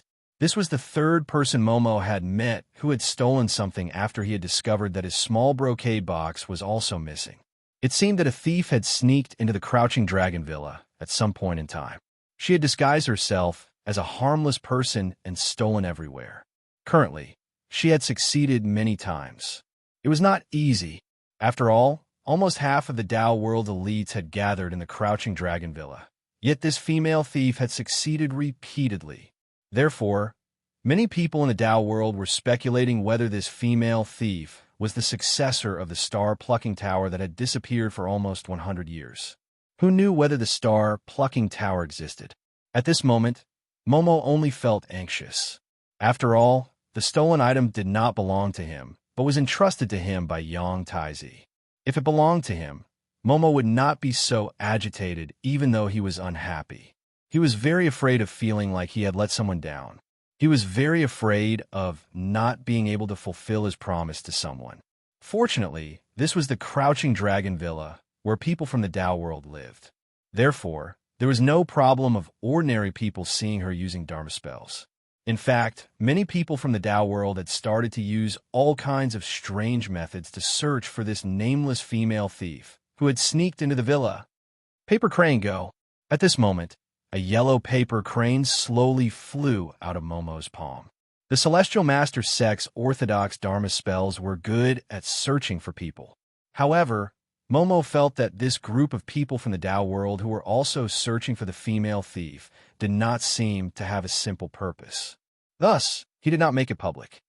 However, thinking back, while staring at the paper crane flying slowly in the corridor, Momo muttered to himself, "If it is common for ordinary people to be robbed by pickpockets, then it is somewhat inexplicable that the people of the Tao World would be robbed as well." Cultivators had Dharma powers, and their sixth senses were much stronger than ordinary people. Therefore, this female thief had some strength. However, if he dared to steal from a place like the Crouching Dragon Villa, it would not be a normal prank. He must be a repeat offender. Thinking about it, Jia suddenly stopped in front of a heavy door. Momo paused. Jia was directly destroyed by someone, and he himself was stopped by Captain Ling Feng, who had picked him up at the train station. "You are Mr. Momo?" Ling Feng frowned. "Mr. Momo, what's the matter?" Entry is temporarily prohibited because several representatives of the Tao Association are currently discussing activities with the guests of the Demon Association. The Demon Association. As expected, there was a Tao Association. Holding back his sarcasm, Momo told Ling Feng the whole story. Ling Feng frowned. He was the one in charge of guarding the Crouching Dragon Mountain Villa, so he couldn't absolve himself from the blame if something happened here. White hair, 18 or 19 years old. Ling Feng thought for a while. Most of the guests who stayed in the hotel were received by people from our bureau. I don't think I have any impression of such a person. Could it be that he came here by himself, or just arrived today? Momo asked. Ling Feng shook his head. That's impossible, because we've reported all the participants. The number of disciples and the leader of the team are clearly recorded. Even Mr. Jean Eyre, who came with you, we've contacted Taoist Yang Taizi and got his confirmation. Momo stroked his chin. That is to say, she's just a non-staff member. Then, is it possible that she's not a human? You mean, she's a guest from the demon realm? Ling Feng frowned. I need to confirm this. Because the Kuan Peng Villa is led by another captain. It's better to be faster. Momo nodded. This female thief has succeeded so many times, it shows that she's very skillful in stealing. God knows how many people will be harmed if she keeps on doing this. Wait for a while, Mr. Momo. Captain Ling Feng nodded. At this moment, the door of the conference room suddenly opened. A dignified woman in formal clothes with her hair tied up walked out. Captain Ling Feng, what happened? I just felt the fluctuation of supernatural power outside the door. Who's this? The dignified woman looked at Momo at the same time. Ling Feng hurriedly said, Miss Gong, this is Mr. Momo, the successor of Taoist of Dragon Tiger Mountain. He's here to attend the Penglai conference on behalf of Taoist Changhe, the headmaster of Dragon Tiger Mountain. There's just a small problem, don't worry. Oh, he's the disciple of Taoist Changhe. The dignified woman named Miss Gong nodded, suddenly asking, You're Momo? This Miss Gong is the successor of Taisu Palace. She's temporarily the secretary of the Taoist Association. Ling Feng briefly introduced the background of this dignified woman. Oh, it's the orthodoxy of Zhenwu Great Emperor. Sorry for the disrespect. Momo hurriedly cupped his fists to greet her. The orthodoxy of Qiyun Mountain and Dragon Tiger Mountain both belong to one of the 4 holy lands of Taoism in China. Though they didn't have direct contact with each other, they were bound together by the common people long ago. Miss Gong suddenly asked, Mr. Momo, do you have time? What's the matter? Momo didn't answer but asked back. Miss Gong said, We just happen to need a volunteer, and it would be better if it was someone who cultivates a protective cultivation technique. I think the God-beating skill of Dragon Tiger Mountain is a better choice. Of course, volunteer is the principle. Momo hesitated, suddenly asking, Is the successor of Lini's sect in there? Representative Lai? Miss Gong gave a start, then said, Of course he is. It's okay to be a volunteer. But before we start, can I have a private talk with him? Momo requested. After all, the thing was stolen. Momo felt it was his responsibility to let the successor of Lini's sect know. He didn't intend to hide it. After the thing was found, he would pretend it never happened. Besides, since Yang Taizi ordered him to give it to the successor of Lini's sect, he should know what was in the brocade box and whether it was important or not. Please wait for a moment. Miss Gong didn't say anything more, walking directly into the meeting room. Mr. Momo, Representative Lai agreed. Please come in with me. Miss Gong walked out again quickly. Momo heaved a sigh of relief, then looked at Captain Ling Feng. Captain Ling, please forgive me for the thing I mentioned to you just now. Don't worry, we'll deal with it as soon as possible. Ling Feng glanced at Momo gratefully. After all, he didn't mention the thief in Crouching Dragon Villa in front of Miss Gong, giving face to his department. Miss Gong looked at them strangely, but didn't say anything. Instead, she led Momo into the meeting room. When Momo stepped into the meeting room, he felt several sharp gazes falling on him, making him feel a great deal of sternness. He took a deep breath, looking around. The guests from the Tao world and the demon world were now sitting on 2 sides of a long meeting table. Actually, he saw Lai Kaixing at first glance and found that he was sitting on the 3rd seat on the left. Generally, in such meetings, the seats were arranged according to status. It seemed that Lai Kaixing's status in the Tao Association was quite high. Momo felt a vast Dharma power fluctuation from the 2 people who were ranked above Lai Kaixing. They were even more terrifying than his master, Taoist Changhe. As for the people on the right, they were obviously the representatives of the Demon Association. However, Momo rarely met the Demon Clan since he came down the mountain. The few times he only met some disobedient little demons. He dealt with them casually without saying anything to the local administration. Unlike the solemnity of the Tao Association, the representatives of the Demon Association were much more casual, with various kinds of clothes. Some of them were even very young. Momo glanced at the nameplate in front of the 5th Demon Association guest who looked like a young girl. Greedy Wolf Clan's Purple Star Young Master. At this time, Lai Kaixing suddenly stood up. Everyone, please wait for a moment. I have something to say to this volunteer. No one had any objection, so Momo was quickly taken to a small room in the meeting room. Lai Kaixing smiled. Mr. Momo, what can I do for you? Not knowing why, Momo had a feeling that Lai Kaixing had already known. He couldn't help saying awkwardly, Senior Yang Taizi asked me to bring you something. However, it was stolen on the way here. I'm really sorry. I know. Lai Kaixing nodded. I've taken it with great effort. That thing isn't important, and it will come back to me soon. Don't worry too much. This is calculated? Momo looked at the confident Lai Kaixing in amazement, frowning subconsciously. Lai Kaixing smiled. We call ourselves the Plain Clothes Dao, so we have some skills. Let's not talk about this for now. Let's talk about this experiment. I heard from Miss Gong that you've agreed, right? Momo nodded. Lai Kaixing said, then I'll tell you the cause and effect. This time, we're testing a strange drug called Heaven's Tears. And the developer of this Heaven's Tears belongs to a secret organization in the West. Secret organization? Momo gave a start, muttering, I've heard from my teacher that there are supernatural organizations in the West, such as the Magician Association, the Church, and the 13 Clans. Yes, there are those old organizations that have been passed down since ancient times. Lai Kaixing nodded, and this time, the developer of Heaven's Tears is an organization called Michael Club. Michael Club? Yes. Lai Kaixing nodded. This club can be traced back to 100 years ago. 100 years ago, there was a great war in the West. After the war, the number of supernatural talents in the West withered, almost suffering a devastating blow. Over the past 100 years, they only recovered a little. And this Michael Club appeared after that war. Momo listened attentively. At this time, Lai Kaixing said, for the past 100 years, the Michael Club has been absorbing talents in different fields and roping in a group of powerful transcendents. According to our intelligence, there are the so-called 12 immortal generals in the Michael Club.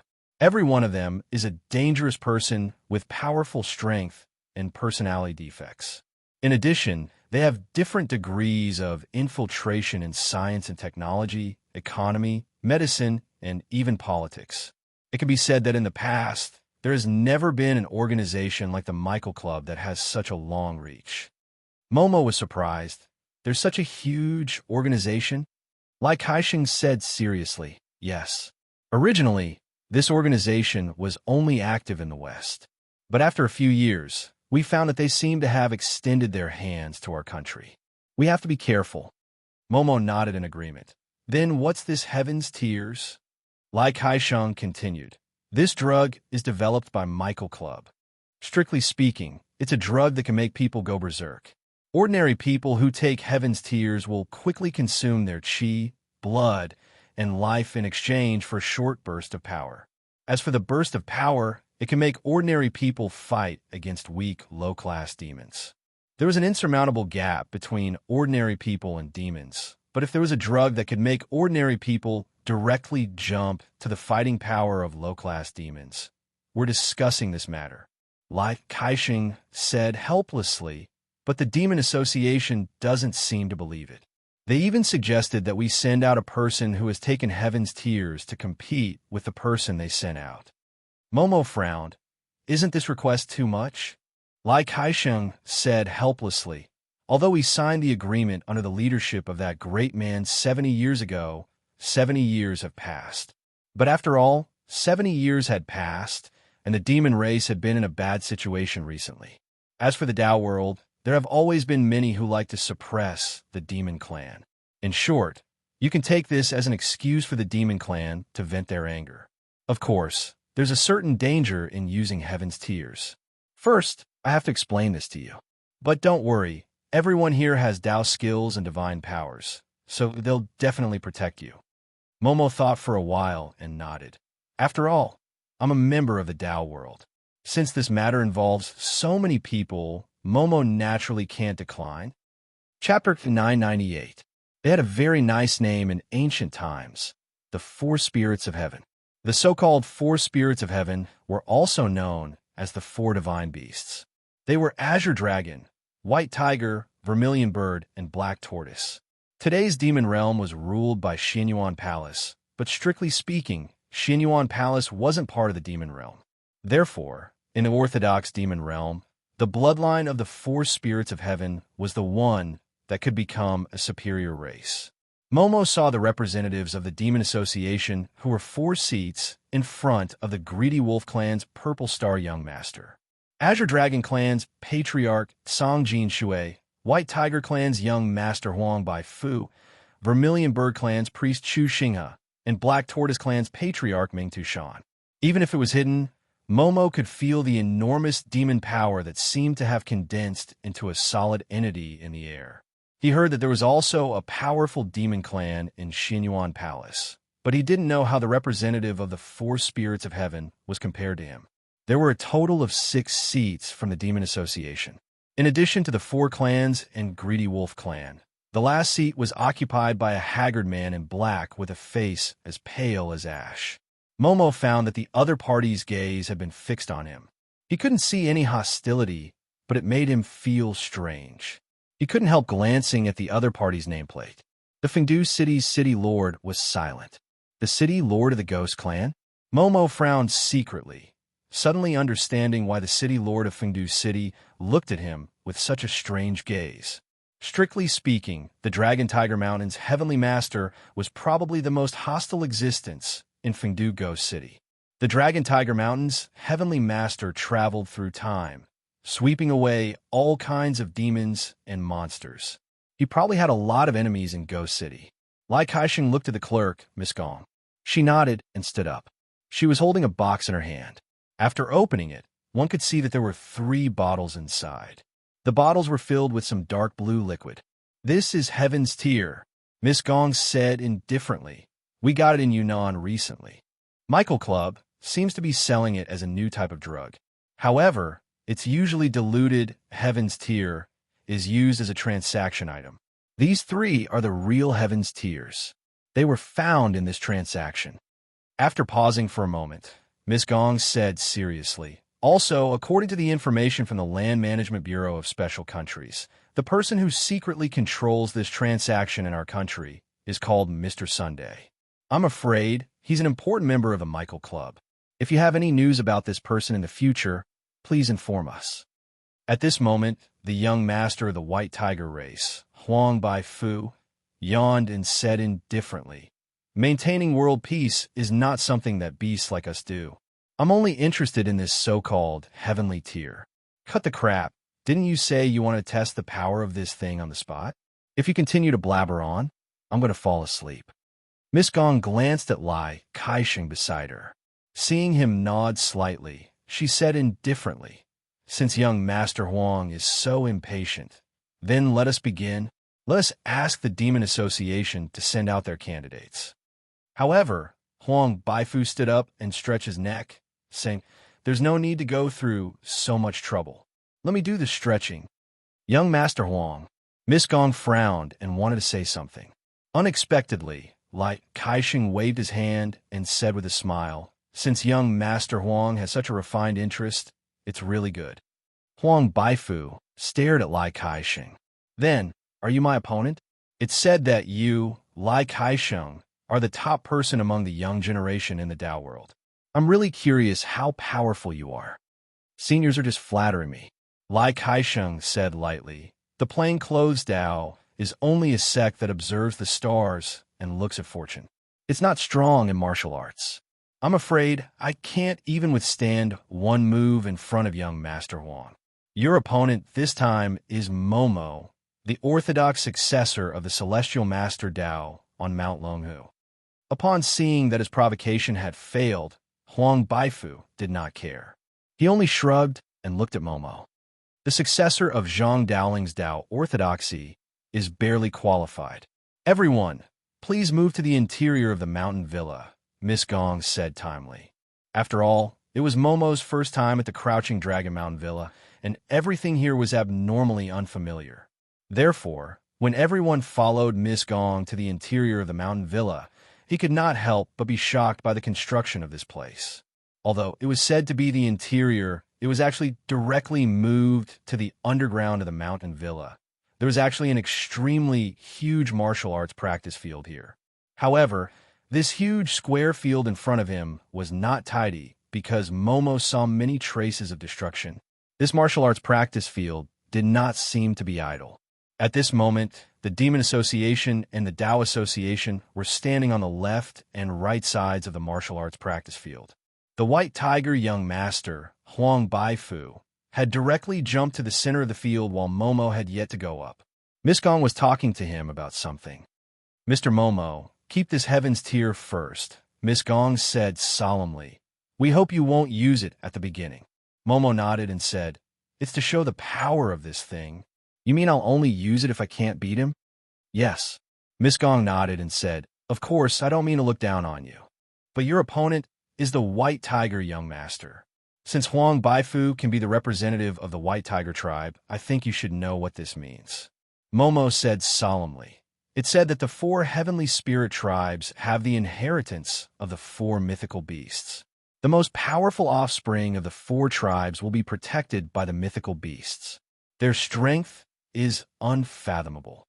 Miss Gong said, "Not only that, but Huang Baifu is also one of the rare descendants of the White Tiger race who showed signs of atavism in the past 100 years. It is rumored that without using the power of the White Tiger race's inheritance, he once fought to a draw with the current Azure Dragon race's leader, Songjin Shui. This bone is not only hard to chew." Momo gave a bitter smile. "I'm afraid I can't chew it." "Mr. Momo, don't worry," Miss Gong said with a serious face. "The representatives of the Tao Association will not let anything happen to you." Momo naturally understood this. Although it was said to be a test of heaven's tears, it was only an excuse for the Taoist and demon tribe to solve the problem. It was just that he was at this critical juncture. Now that he thought about it, wasn't the timing of Miss Gong's appearance too coincidental? He was just talking to Captain Ling Feng, and she immediately appeared and proposed this request as if she knew he would agree. Suddenly, Momo's heart jolted as he asked rapidly, "Did Lai Kaixing ask you to come out at the beginning?"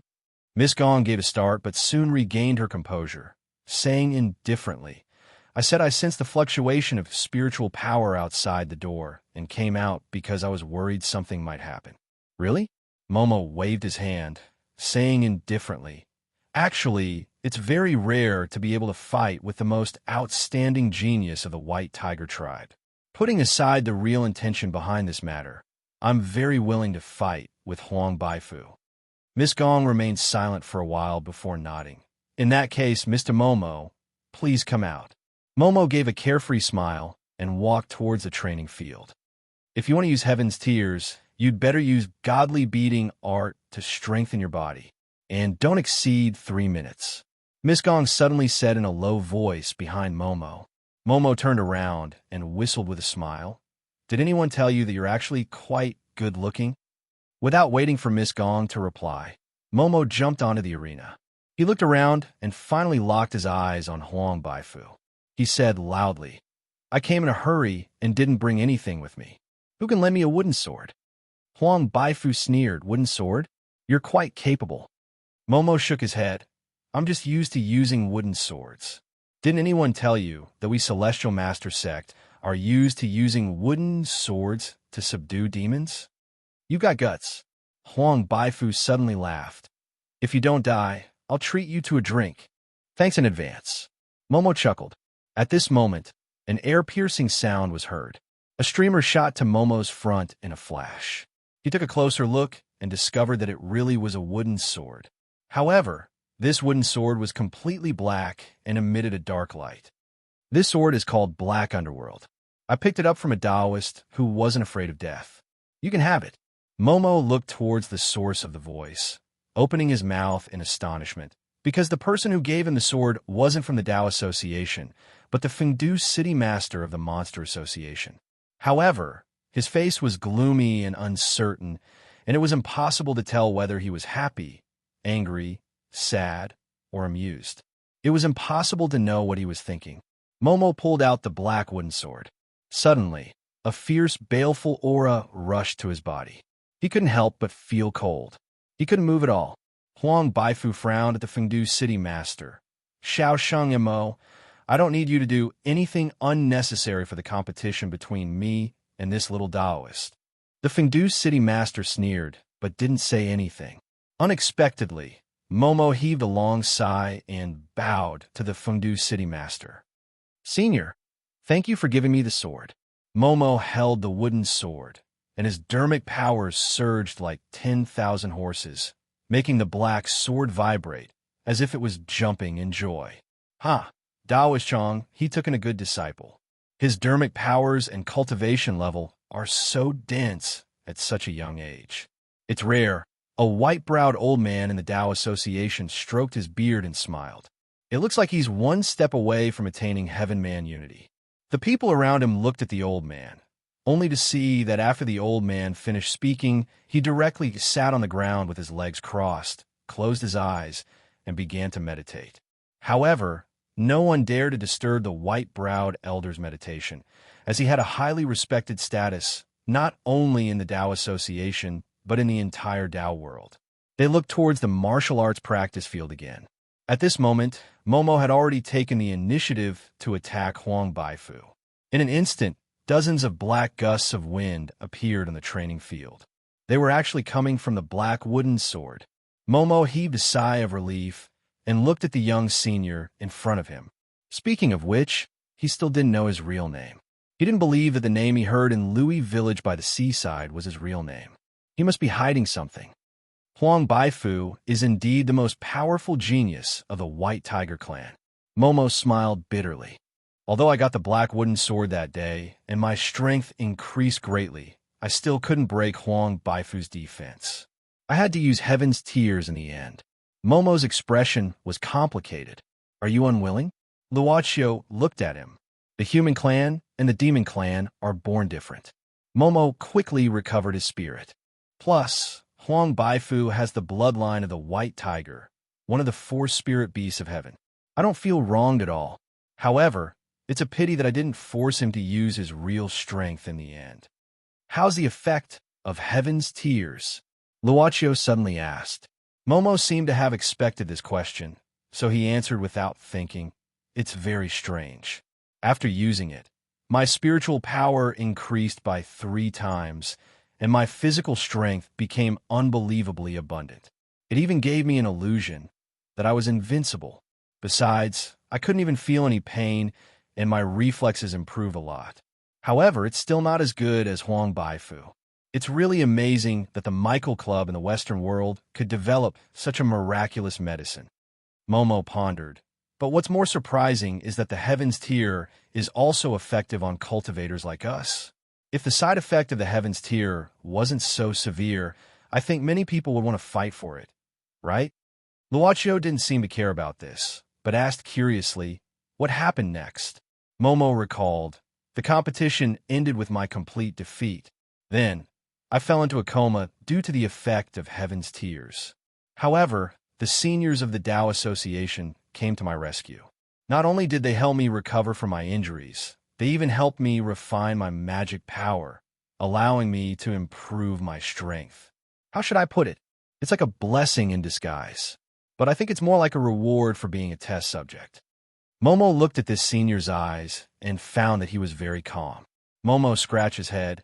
How should I put it? I'm a bit annoyed that I was plotted against, but the Tao Association gave me compensation. If I think about it this way, I won't have so many problems. Why? Momo gave a start, saying subconsciously, Taoists kill evil creatures in peace and quiet. If we attach too much importance to karma, wouldn't we be at a disadvantage?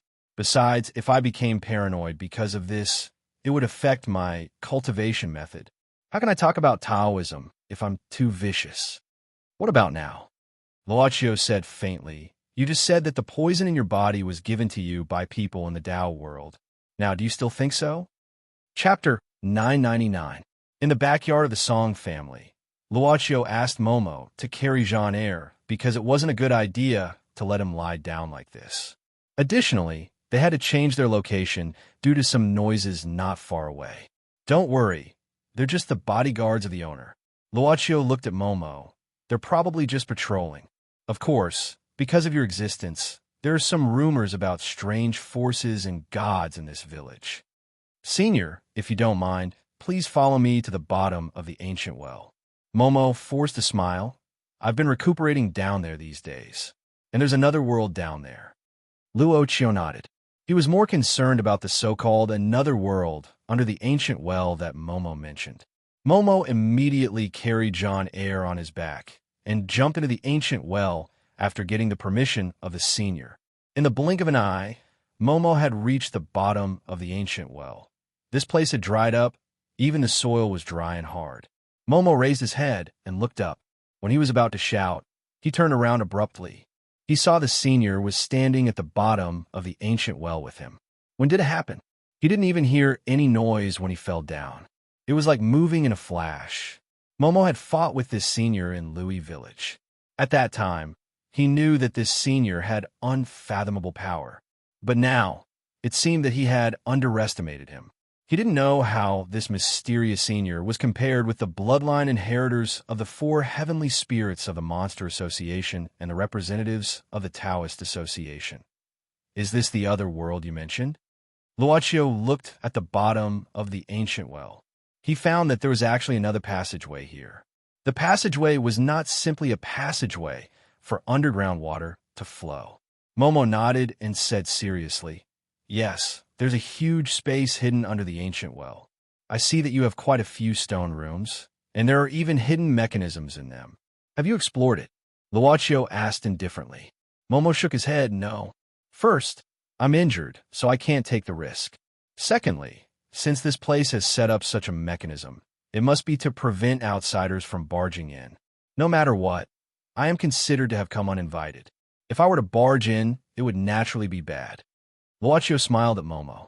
He didn't expect this blonde Taoist master to be such a rule-abiding person. Maybe he was the kind who would stop at the red light, even on a deserted road in the middle of the night. "Let's go in and have a look." Luocio waved his hand. A ball of light came out of his palm, illuminating the bottom of the ancient well and making the view here clearer. Momo said, "Keep walking and you'll reach a spacious place. It should be like a living room. I've been hiding inside all this time, trying to see if I can get rid of the poison in my body." Luocio said, "I heard that a family died in the Wang family ditch next door. Then someone saw the ghost of this family in the middle of the night. Later, a Taoist priest was invited to cast a spell and drove the evil ghost away, but it came here instead. What's going on?" Momo's face darkened, saying bitterly, "Senior, you're talking about Wang Dashuan's family. In fact, I'm the one who harmed them." Luocio stopped. Momo sighed. Genre has been in a coma since he got the edict. This time, the Taoist Association in Penglai Da fought even more crazily, and there were forces from the monster world spying on them. That day, I had no choice but to jump off the cliff. Later on, he was saved by a mysterious woman surnamed Qin, who saved his life. Later, I came to Wang Dashuan's family and was rescued by them. I wanted to leave after I got better, but I didn't expect that I was found by a few monster Taoists. I couldn't defeat them, so they cast a spell and swallowed the souls of Wang Dashuan's family. Later, I ran away and came to Song Village. A mysterious woman surnamed Qin? Luocio gaped. Momo nodded. This Miss Qin is quiet, but she seems to be otherworldly. I can't guess her background. Senior, do you know something? Nothing. Luocio shook his head. You've been hiding in the well. How did Genre wake up? Momo said, the poison in my body broke out very badly recently, and Genre also woke up these days. But as you saw, Genre became like this after he woke up. Even so, Genre didn't go far, as if to protect me. Later, those monster Taoists chased here, but they were killed by Jean. I also moved their bodies here. Alas, I've avenged Wang Dashuan's family. Luocio nodded. At this moment, he had walked to the living room that Momo had mentioned. He saw 3 corpses in the corner. It was cold and gloomy in the well, so the bodies didn't rot so quickly. Luocio looked at the structure of the stone room under the well, asking, "What's your plan now? You've recovered from the poison. and you've recovered your ability to move. Genre will wake up after he wakes up, so I suggest you'd better consider the next situation. Momo muttered, "To tell you the truth, according to the situation of the competition in the Pengline meeting, if I take Jean Eyre with me, I'm afraid it'll cause another bloody storm. So I plan to take Jean Eyre away as soon as possible and send him back to his master Yang Taizi. As for me," he shook his head, sighing, "maybe I'll go back to Dragon Tiger Mountain first and tell my master Chang'e about this. As for what I'll encounter in the future, I can only plan for the future. Senior, what do you think?" "It's none of my business," Luochio said. "You can decide by yourself. Besides, can you deal with these bodies?" Momo was stupefied. Luochio said indifferently, "Since you think it's against the rules to break into other people's place, is it against the rules to leave the bodies here, casually?" Momo had noticed that a group of people came to this empty mansion, and the sudden appearance of this senior. Since this senior didn't come for the edict, did he know the owner of this mansion? "It's my fault. Please forgive me, senior," Momo hurriedly said. "I'll deal with these 3 bodies as soon as possible. Go ahead." Luochio nodded. "I'll take a look inside." Saying this, Luochio ignored Momo, walking straight to another corridor leading to the inside. Momo looked at the corpses in the corner, frowning and pinching a madra. Momo murmured while the spiritual power in his body surged rapidly. Suddenly, Momo uttered a chi sound, and the corpses on the ground started to move slowly. Of course, the corpses couldn't move by themselves. This was only the 5 ghosts moving technique. Seeing the 3 corpses start to move, Momo glanced at Jean.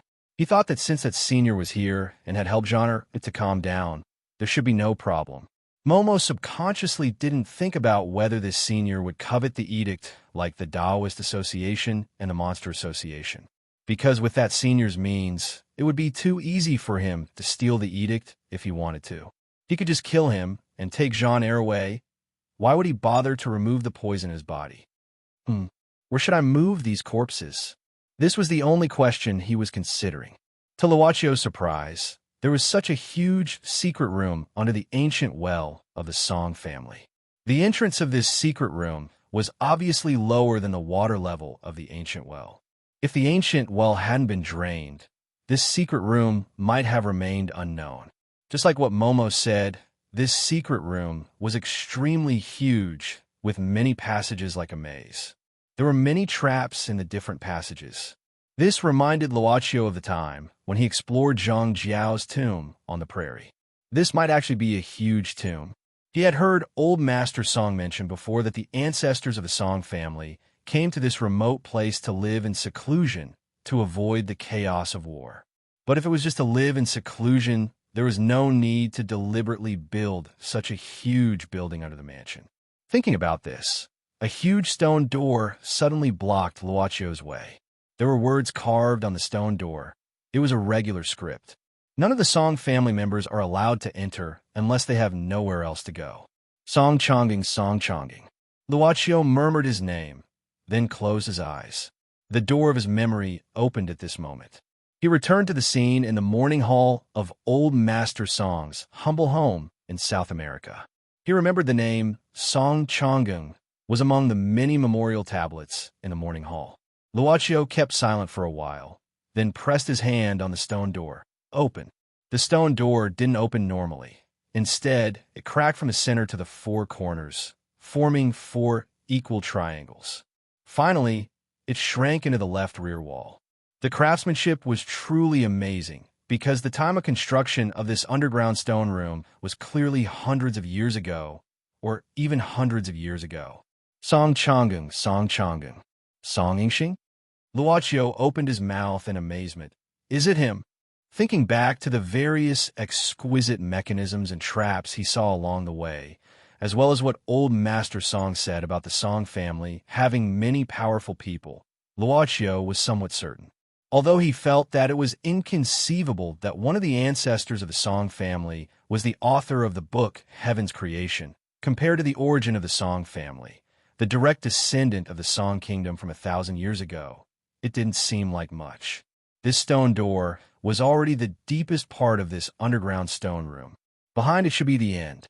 In front of him was another secret room, but it was octagonal in structure. In the center of this secret room, there was a huge stone coffin. The stone coffin had dragons and phoenixes carved on it, and it had a majestic aura. In the front corner of this octagonal secret room, there was a shrine. On the shrine, there was a memorial tablet enshrined, with the words "Valiant Emperor" when Shinde written on it. In front of the memorial tablet, there was a brocade box. Luo Chio walked around the sarcophagus in the center to the shrine. He saw that there was an old praying mat in front of the shrine. After thinking for a moment, he didn't kneel in front of the praying mat. Instead, he bowed in front of the shrine. After that, Luochio opened the brocade box on the shrine. Inside was a handwritten letter. The letter described the cause and effect of the ancestors of the Song family coming to this place. Back then, the Song family didn't live in seclusion to avoid the chaos of war. Instead, they lived in seclusion to avoid the pursuit of those in power. Because the Song family was the descendant of the valiant emperor Wenshinde, to those in power, they were the remnants of the previous dynasty and had to be eliminated. Later on, the Song family who lived in seclusion here would send their descendants out every once in a while. First, it was to observe the changes of the times. Second, it was to train. Because of the long period of seclusion and peace, it was easy for the descendants of the Song family to lose the ability to deal with danger. The Song Changgung, written on the stone door of this octagonal stone room, was one of the descendants who went out.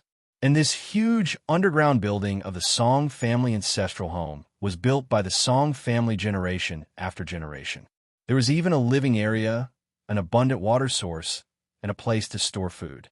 It was the last resort of the Song family. As for the ancestral wealth of the Song family that was recorded in the letter, Luochio had no interest in it. He had to think of a way to let old Master Song discover this place.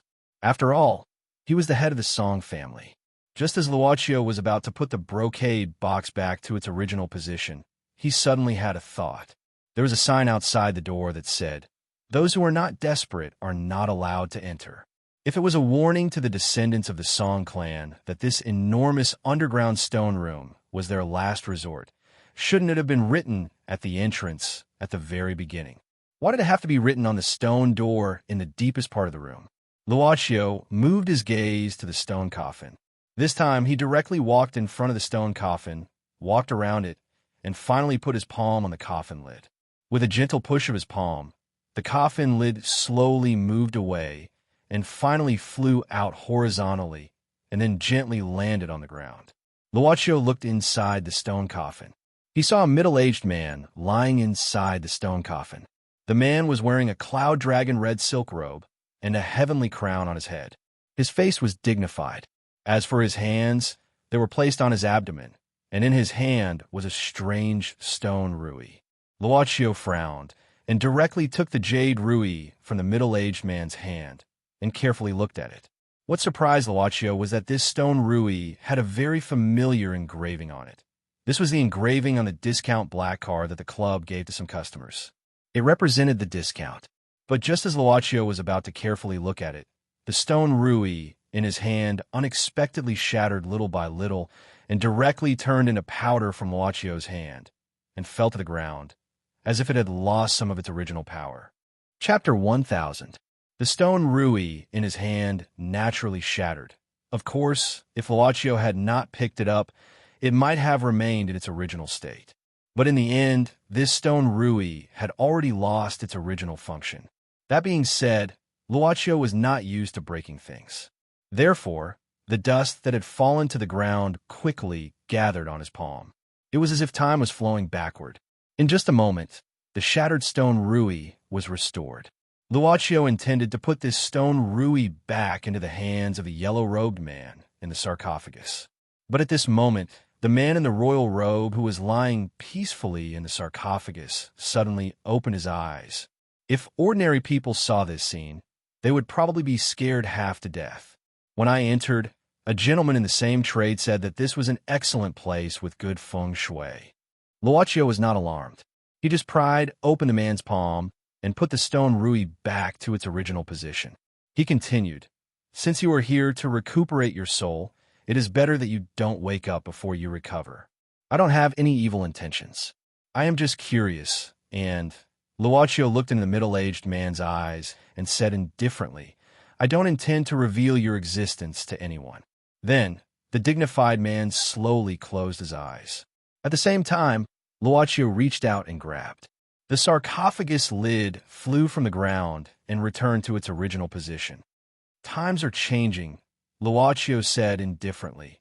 Even if you are the monarch of a country, even if you wake up, what can you change? This world is no longer the world it used to be. The man in the sarcophagus was probably just a pitiful person who was immersed in unrealistic fantasies. Luaccio shook his head.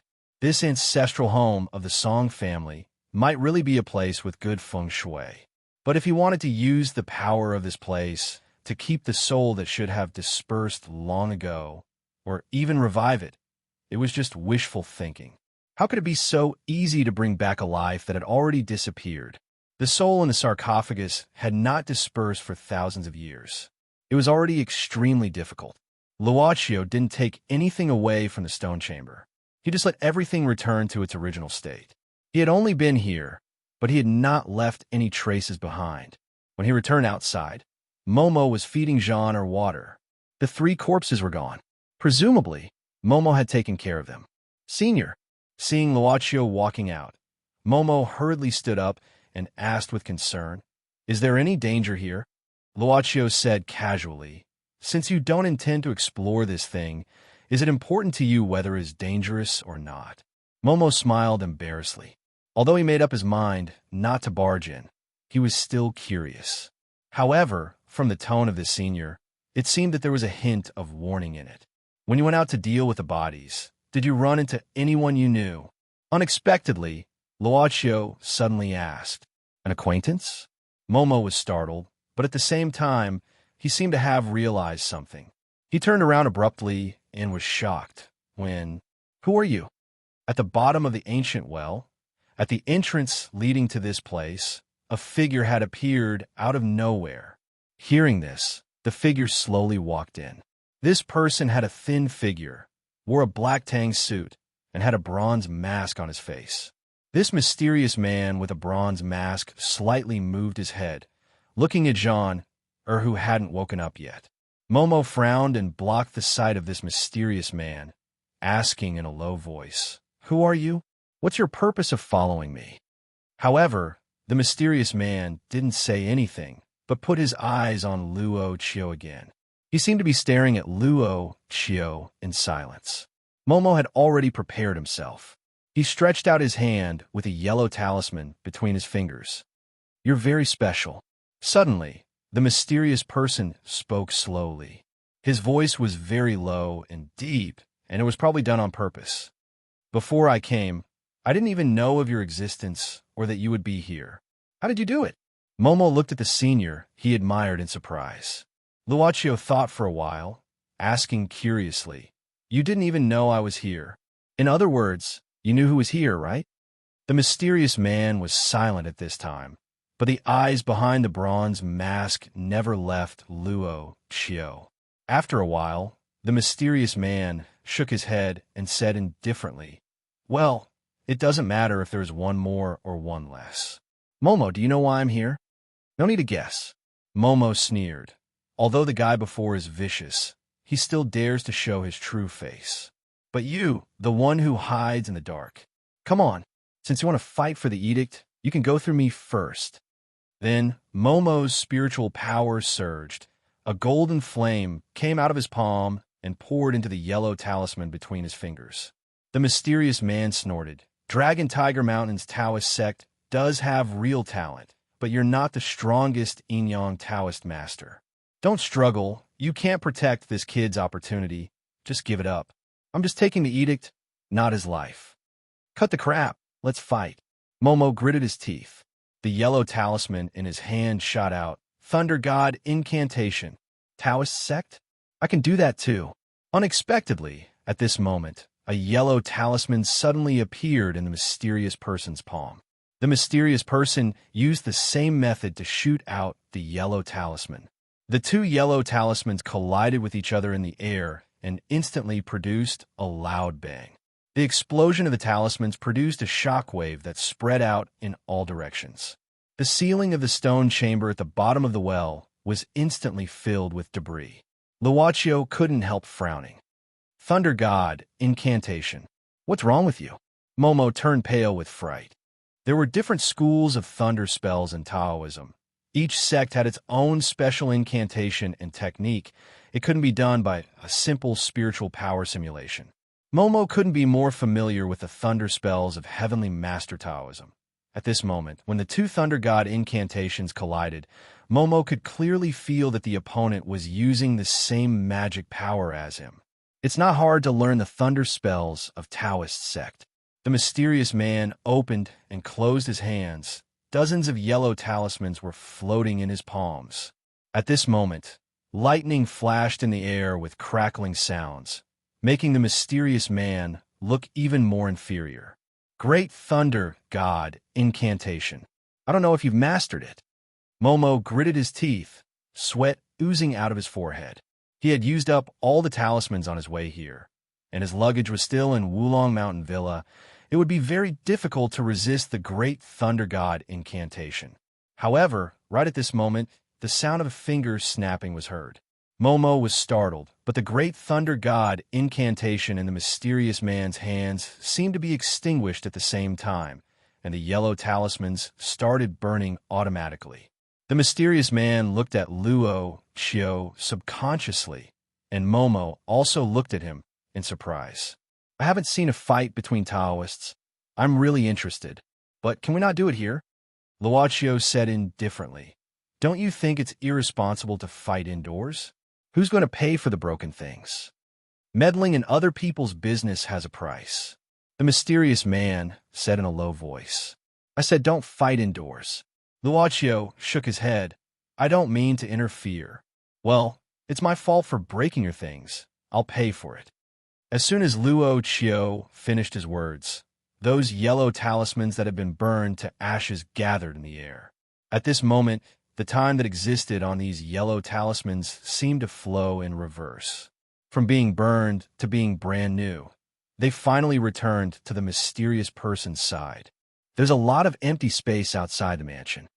Luaccio said casually, but if you're fighting loudly, I suggest you go further away.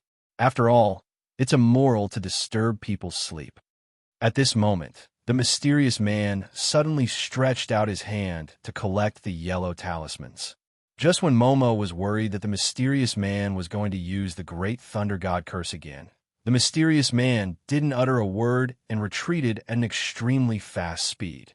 In the blink of an eye, Momo couldn't even feel the slightest wave of the mysterious man's spiritual power. That was to say, the mysterious man simply left, or he escaped. Under this senior's miraculous methods, he had no choice but to retreat. What about you? Do you want to continue? Luaccio looked at Momo. Momo hurriedly calmed down his spiritual power, swallowing his saliva. Senior, I don't like to fight indoors either, Luaccio said indifferently. I'm not helping you. But this place is related to me. I don't like to see it being destroyed. As for what happens after that, it will depend on your own fate. Momo nodded obediently. Perhaps if this senior could help him, the numbness of this Panglai convention would be easily solved.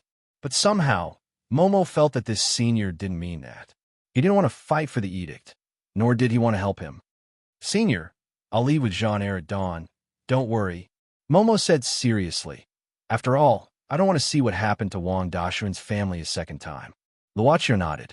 Momo glanced at Jean-Eyre, asking, Senior, what do you think will happen to Jean-Eyre in the future?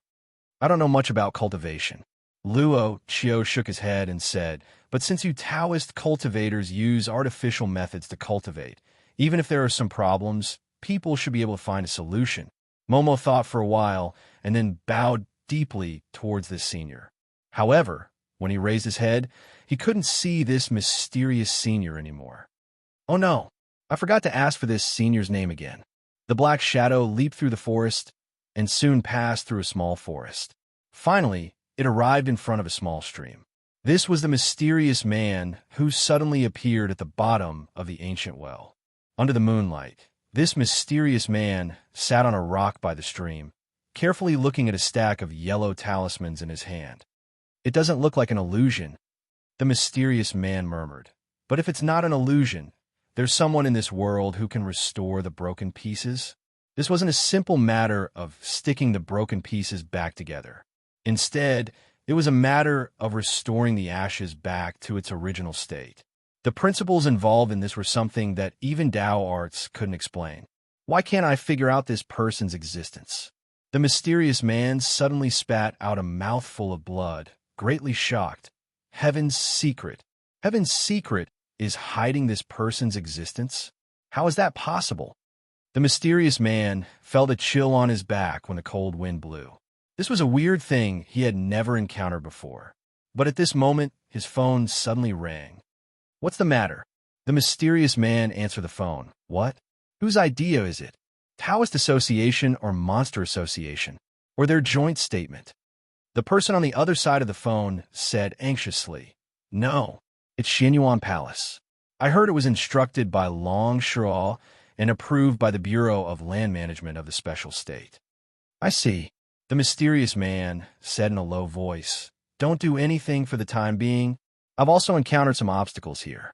After that, the mysterious man turned off the phone, stood up, looked back at the direction of the mansion he broke into tonight, and then resolutely merged into the night.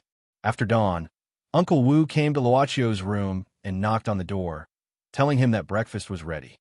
Uncle Wu was indeed a very responsible butler. Although the conditions here were a bit shabby, he still brought some hot water for washing up. "Thank you." Luocchio politely took the hot water from Uncle Wu with both hands. "Did Old Master Song sleep well last night?" Old Master slept very deeply and didn't wake up at night. Uncle Wu smiled slightly. "He just woke up and is washing up, but his complexion looks quite good." "That's good." Luocchio smiled. "Then you go ahead with your business. I'll come out later." "Okay, Master Chio." Uncle Wu nodded and then left quickly. After closing the door, Luocchio walked to the table in the room. The 3D map of the Song family's ancestral house that appeared last night was still there. However, there was no one at the bottom of the ancient well. Momo kept his promise and left with Jean Eyre as soon as dawn broke. Luocchio erased the structure map and then began to wash up. Well, he seemed to have forgotten something. "Master! Master! Master!" Shouts came from the bottom of the room, which made Song Howard feel a bit sad. How should he go down? It was not that he couldn't go down, but he didn't want others to know what he wanted to do on the roof, and he didn't want others to know that he not only came up to the roof, but also stayed here for the whole night. Yes, Song Howard had been looking at the structure map of Song family's ancestral house in his mind for the whole night, but he didn't find anything. Chapter 1001. Zhuefeng yawned and scratched his back. It was itchy. "I haven't taken a bath recently. Are there lice on my body?" Of course, this might just be an illusion. After all, it was too boring for him now, because early in the morning, his elder brother, Mo Xiaofei, to be exact, his elder brother, Mo Xiaofei, suddenly got up and meditated as if he had changed into another person. He also said that the yang qi of the morning glow was very precious and could train the pure yang qi in one's body so that the golden spear would not fall.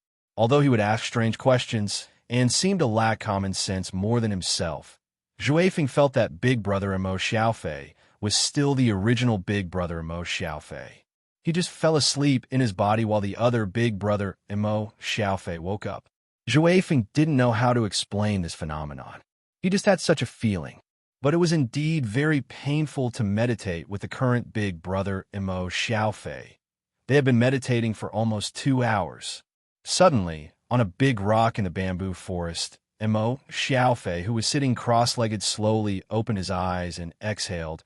"Well, this era is really ridiculous. The vitality is so turbid.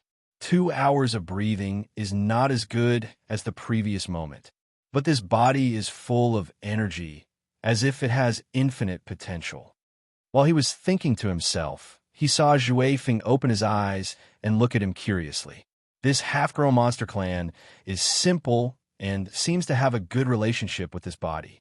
Mo Xiaofei pondered for a moment, suddenly looked at Zhuefeng and said, "Zhuefeng, it's still early. Let me test your martial arts. What? Zhou Feng was stunned. Martial arts? Big brother, do you want to fight with me? Kind of. And Mo Xiaofei didn't care at this time. He knew that times were changing, so he didn't insist on these details. You can practice with me. I can also familiarize myself with the other strange power in my body. As he spoke, Mo Xiaofei slowly levitated. This superpower was the strange power that he had mentioned. After a day or two of research, he found that this strange force mainly relied on the human spirit. It could also be one's will. Not only was it mysterious, but it was also very useful. All right, then let's practice. Zhou Feng stood up and moved his body. Speaking of which, it had been a while since he had sparred with big brother Mo Xiaofei, so his hands were itching. Call me first, and Mo Xiaofei nodded and waved his hand. Then I won't be polite. Wind-chasing wolf laughed and disappeared in a flash. Divine ability, Godspeed.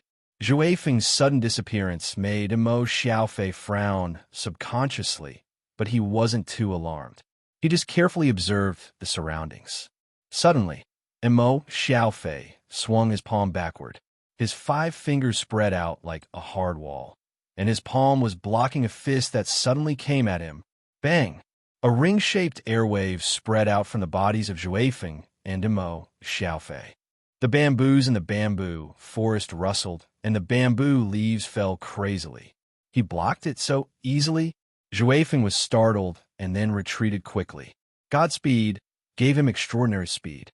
He moved to the front of Mo Xiaofei in an instant and opened his mouth in surprise. Previously, big brother Mo Xiaofei could also block his sneak attack, but he had never done it so casually. So powerful. Big brother Mo Xiaofei is so powerful now. Windchaser suddenly felt a particularly fierce aura coming from big brother Mo Xiaofei. You have too many unnecessary movements, but this move is not bad. Mo Xiaofei looked at wind-chasing wolf indifferently. Adjust your breathing. Restrain your unnecessary aura, and the effect of your attack will be improved. Zhou Feng scratched his head and said in distress, Big brother, Sir Sun Xiaosheng also said this, but I don't know how to adjust it. Sun Xiaosheng? Who is this person? Mo Xiaofei frowned and asked. He is our previous coach. Zhou Feng had long been accustomed to Mo Xiaofei's ignorance, so he simply said patiently, and he is the boss of the Elysium Bar. He is a very powerful big demon in our demon clan. Big demon? Mo Xiaofei nodded. Let's get to know each other in the future. Now let's continue. Zhou Feng nodded and activated Godspeed again. This time, he superimposed another supernatural power, the new supernatural power in the greedy wolf's inheritance that was recently beaten out by Sun Xiaosheng. Supernatural power, King Kong. In an instant, Mo Xiaofei stood still, but a terrifying cyclone appeared around him. Loud noises kept coming from the air. Zhou Feng's fists hit the cyclone of Mo Xiaofei again and again. The cyclone was dented again and again, but he could not break through it. At this time, Zhou Feng's stubbornness rose. Seeing that the defense could not be broken after a long time, he gritted his teeth. Supernatural power, Godspeed, giant strength, King Kong. In an instant, a huge vortex suddenly appeared above the bamboo forest. Mo Xiaofei looked up and smiled slightly. Good momentum. Then I will. He took a deep breath slowly. In an instant, the vortex above his head fell crazily. At this moment, Mo Xiaofei just slowly threw a punch. Unlike the loud noises before, when Mo Xiaofei's fist collided with the vortex, there was no sound at all. Under Mo Xiaofei's fist, the vortex dissipated quietly. Only Zhou Feng, who was in the center of the vortex at this time, showed an incredible look. However, Zhou Feng was not stunned for long. He felt that brother Mo Xiaofei's fist still had some power, and it instantly hit him into the air like thousands of horses galloping. What? Zhou Feng was a Zhou Feng who couldn't fly. When his body flew up to the point where the power of the fist was exhausted, he could only fall to the ground and then shout, Bang! There was a big human shape on the ground. Zhou Feng coughed and spat out the soil in his mouth. At the same time, he rubbed his completely numb arm and staggered to stand up. That punch was Huangji's shocking fist. Mo, Xiaofei said indifferently. Do you want to learn the emperor's martial arts? Zhuifeng said subconsciously, you want to teach me? Mo Xiaofei nodded. I can teach you the first 3 moves. Whether you can learn it or not depends on your own comprehension. Why? You don't want to learn it. Of course. Roar. In the garden of a villa near Mount Tai. In the garden, in a pavilion surrounded by many flowers, Luo Dance, who had an impressive figure, was sitting here. The fragrance of the flowers made her very energetic, and she was in an unusually good mood. She heard from Grandpa Chichikamaya that this villa was the property of Xinyuan Palace, which was the property of her sister Su Zijuan. Luo Dance felt that Su Zijuan was very powerful since a long time ago. If it were her, she didn't know how many years of work she would have to work to afford such a huge villa. At this time, Luo Dance was sucking the malt candy that was made from pure natural honey nearby, while flipping through a book of test questions that she brought from home. The maltose candy made people happier, so she seemed to be carefree and was humming a nameless tune at this time. What was she doing? In the study on the 3rd floor of the villa, Chichikamaya, who had just arrived, looked down through the window and asked curiously. At this time, Long Shuo, who was sitting in front of the desk, said indifferently, reviewing homework. What did the child say? It's almost time for her to be an adult when she goes back, so she can't neglect her studies. Chichikamaya was startled, pondered for a moment, and frowned. This child is more and more like a human being. Long Shuo said indifferently, what's wrong with that? She's like a human, but not really a human. Only those who are willing to learn can understand the essence of human beings. In today's human world, if demons don't learn more and stay close to the current trend, they will be eliminated sooner or later. Chichikamaya opened his eyes slightly. As the Shinryu of Kelowna, and also respected by the monster world, you'd better not say some words in front of monsters. Long Shuo glanced at Chichikamaya and suddenly said, including in front of you? Including in front of this old one. The study became quiet all of a sudden. Long Shuo simply closed her eyes. Not long after, there was a knock on the door, and then Ghost Baby pushed the door open and entered Lord Long, Master Turtle. Chichikamaya nodded, looking at Ghost Baby. Has the statement been released? Ghost Baby nodded. It's been sent to Crouching Dragon Villa and Kuan Peng Villa respectively. Chichikamaya smiled with satisfaction. What? Those guys didn't make things difficult for you. Ghost Baby said, after all, this is the statement of Xinyuan Palace, and also the order of Lord Long. Let's not talk about what the Monster Association thought. The Monster Association didn't dare to refuse. Instead, they accepted it very respectfully, and began to recall all the monsters who were searching for Momo. Chichikamaya suddenly glanced at Long Shuo, saying in a strange tone, these monsters are really obedient. Ghost Baby glanced back and forth between Long Shuo and Chichikamaya, feeling that something had happened between them before he came. But he didn't dare to interrupt, and could only stand there silently. Long Shuo didn't hear Chichikamaya's strange tone, and said indifferently, the Taoist Association has never been obedient. But since they accepted it, they will probably restrain themselves. Ghost Baby nodded. I think the Tao Association will restrain themselves. After all, we issued a joint statement with the Bureau of Land Management of this special country. In other words, it's an official statement. Even if they're unwilling, they won't go against us openly. Long Shuo shook her head. It's hard to say. Some of them are probably going crazy trying to become immortals. Immortals are elusive. How can there be a path to heaven in the world? Chichikamaya sighed slowly. I just didn't expect that the god of Mount Tai's edict would appear in this Peng Lai conference. I don't know if it's God's will or humans' doing. Long Shuo suddenly said, who can be sure that it's really the god of Mount Tai's thing without seeing the real edict for a day? Chichikamaya was stunned. Lord Long, what do you mean? Long Shuo snorted coldly. If there's really the inheritance of the Emperor of Mount Tai hidden in the peaks of Mount Tai, why don't I know about it after so many years? She was the Shinryu who guarded Kelowna. As long as she stood on the land of Kelowna, and as long as the dragon veins of Kelowna were not destroyed, Shinryu was immortal. The veins of Kelowna were naturally connected to Shinryu. Chichikamaya patted his head at this time and nodded. Well, I almost forgot that, Lord Long.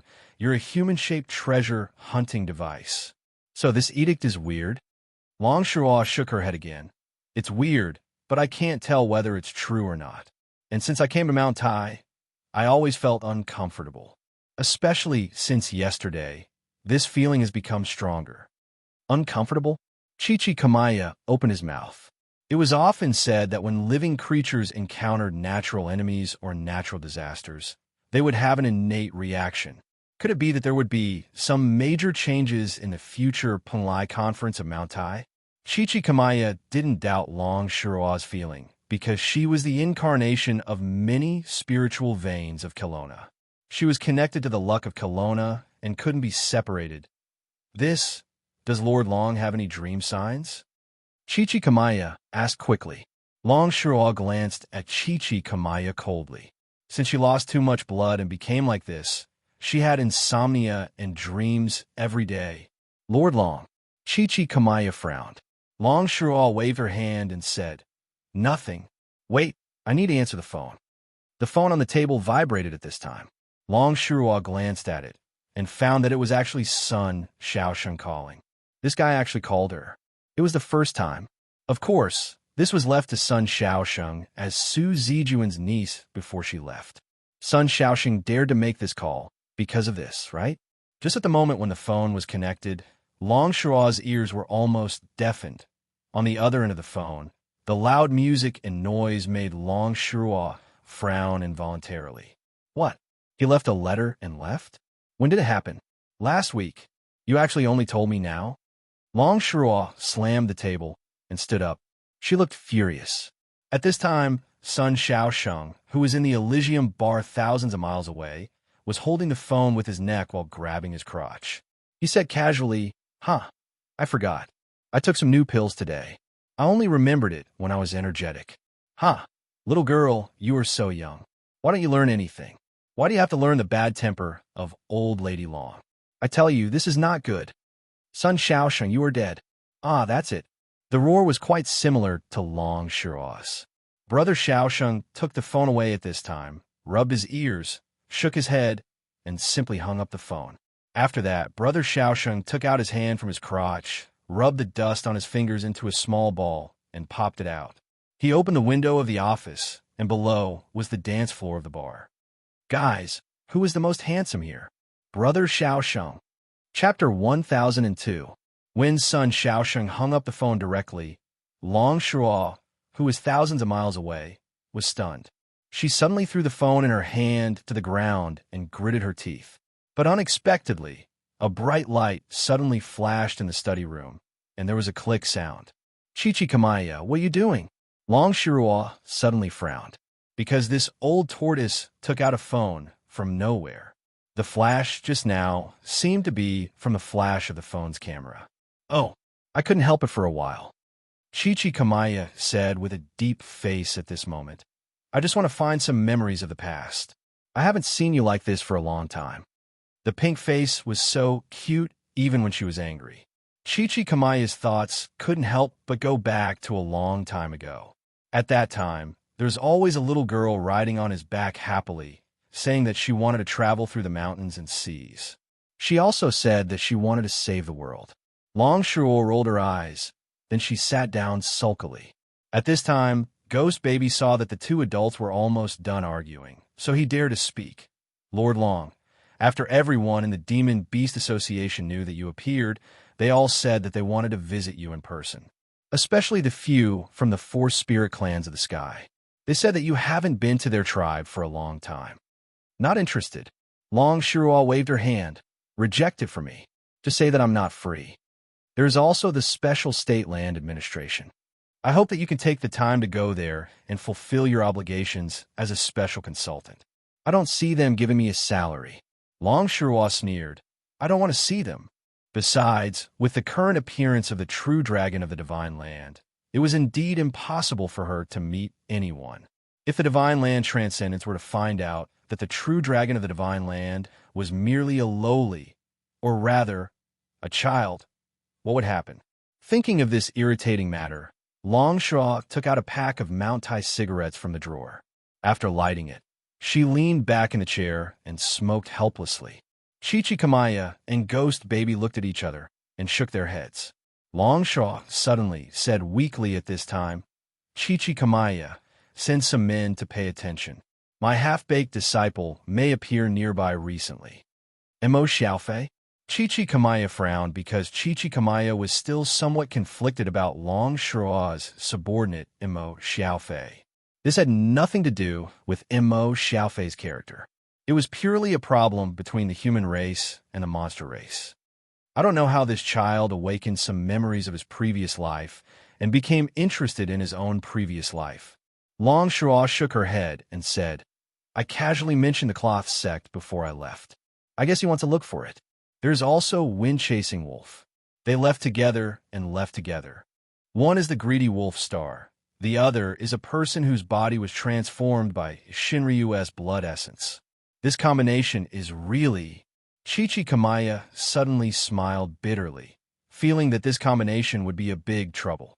Now, Mount Tai was already in a mess. He didn't know if the arrival of Mo Xiaofei and Windchaser would add any variables. "Understood. I'll send people to pay attention to all the major stations." Chichikamaya nodded. Longshaw stuffed the cigarette but into the ashtray at this time, then stood up. "Contact me if there's anything. I have something to do, so I'll go out these 2 days." Chichikamaya was stunned. It's New Year's Eve in 2 days. "Where are you going?" Longshaw said indifferently. "They're the little guy I haven't seen for a long time. Since I come to Mount Tai, I'll go and have a look. After all, this little guy is a dragon." Chichikamaya opened his eyes slightly. Longshaw didn't speak. She just pushed open the window and shouted down, "Pianxian, go out with me. Stop reading." With that, Longshaw directly walked out of the study. Ghost Baby suddenly said, "Prime Minister, don't we need to find some big brothers to follow Lord Long? After all, she's in such a state now. If she encounters any danger..." Chichikamaya shook his head. "We don't have enough people. We also need to monitor the Taoist Association and the Monster Association. Let's leave it here. She's not completely defenseless. But there's one thing you need to do right now." Ghost Baby listened attentively for fear of missing a word. Chichikamaya solemnly stuffed his mobile phone into Ghost Baby's hand, saying seriously, "Go and develop the photos I just took." Later, Song Howren couldn't even remember why he climbed up the roof, let alone the figure he saw crawling in the dark when he first arrived last night, before breakfast. "Why do you keep pinching your shoulders?" At the dining table, Song Ying looked at Song Howren curiously and asked. Song Howren twisted his neck, making cracking sounds, and said casually, "Maybe I'm not used to sleeping on the bed. I feel my shoulders are a bit stiff." Song Ying casually said, "Oh." At this time, Luochio appeared outside the door of the living room. Coincidentally, Zhang Qingrui arrived at the same time. When the two met at the door, Zhang Qingrui smiled and said good morning to him. "Morning." Luochio returned a smile. They didn't talk much. Just like in the past, he always nodded to her when he saw her in the classroom, and she just nodded back as if they had some kind of tacit understanding. Then they sat down separately. Breakfast was relatively simple. Due to the limited conditions, Uncle Wu went out early and brought back some sweet foam from the village entrance. A big bowl of steaming hot sweet foam gave people a sense of warmth in the middle of winter morning. The sweet foam was actually not sweet. It was actually salty porridge. It was mixed with large pieces of spinach leaves, small pieces of shredded tofu, cowpeas, and peanuts, and there was a faint spicy taste of ginger and pepper. It was very smooth to drink. After breakfast, Song Tianyu talked about going to the ancestral grave to worship. This was the family affair of the Song family, so Zhang Qingrui didn't want to participate in it.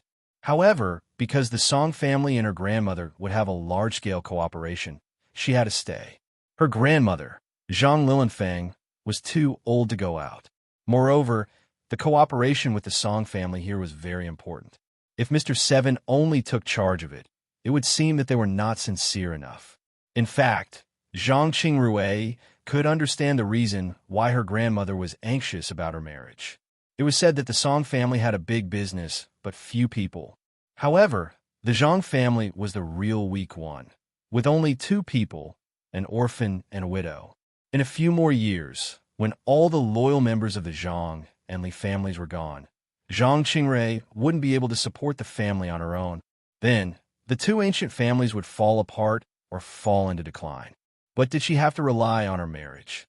Now the marriage with Zhong Luochen of the Zhong family was basically in a deadlock. She hadn't contacted Zhong Luochen for a long time. She didn't know what the second young master of the Zhong family was doing recently.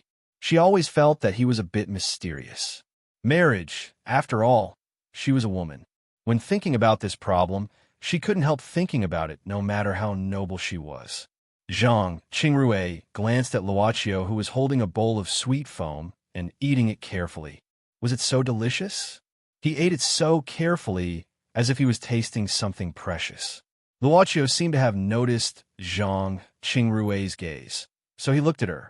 But when their gazes touched, Zhang Qingrui moved her eyes away slightly. Flirting with each other, Song Ying, who was at the side, suddenly muttered softly. Then Old Master Song was still talking about worshipping the ancestors. Zhang Qingrui finished the food quickly and said, "Old Master Song, please excuse me. I want to call and greet my grandmother." Of course, Song Tianyu didn't mind. It was indeed inappropriate for an outsider to listen to him talk about the ancestral worship. However, he suddenly had an idea and said, "Miss Zhang, it will be New Year's Eve in 2 days. Why don't we bring your grandmother over and celebrate the new year with our 2 families?" Zhang Qingrui opened her beautiful mouth slightly. Song Tianyu smiled.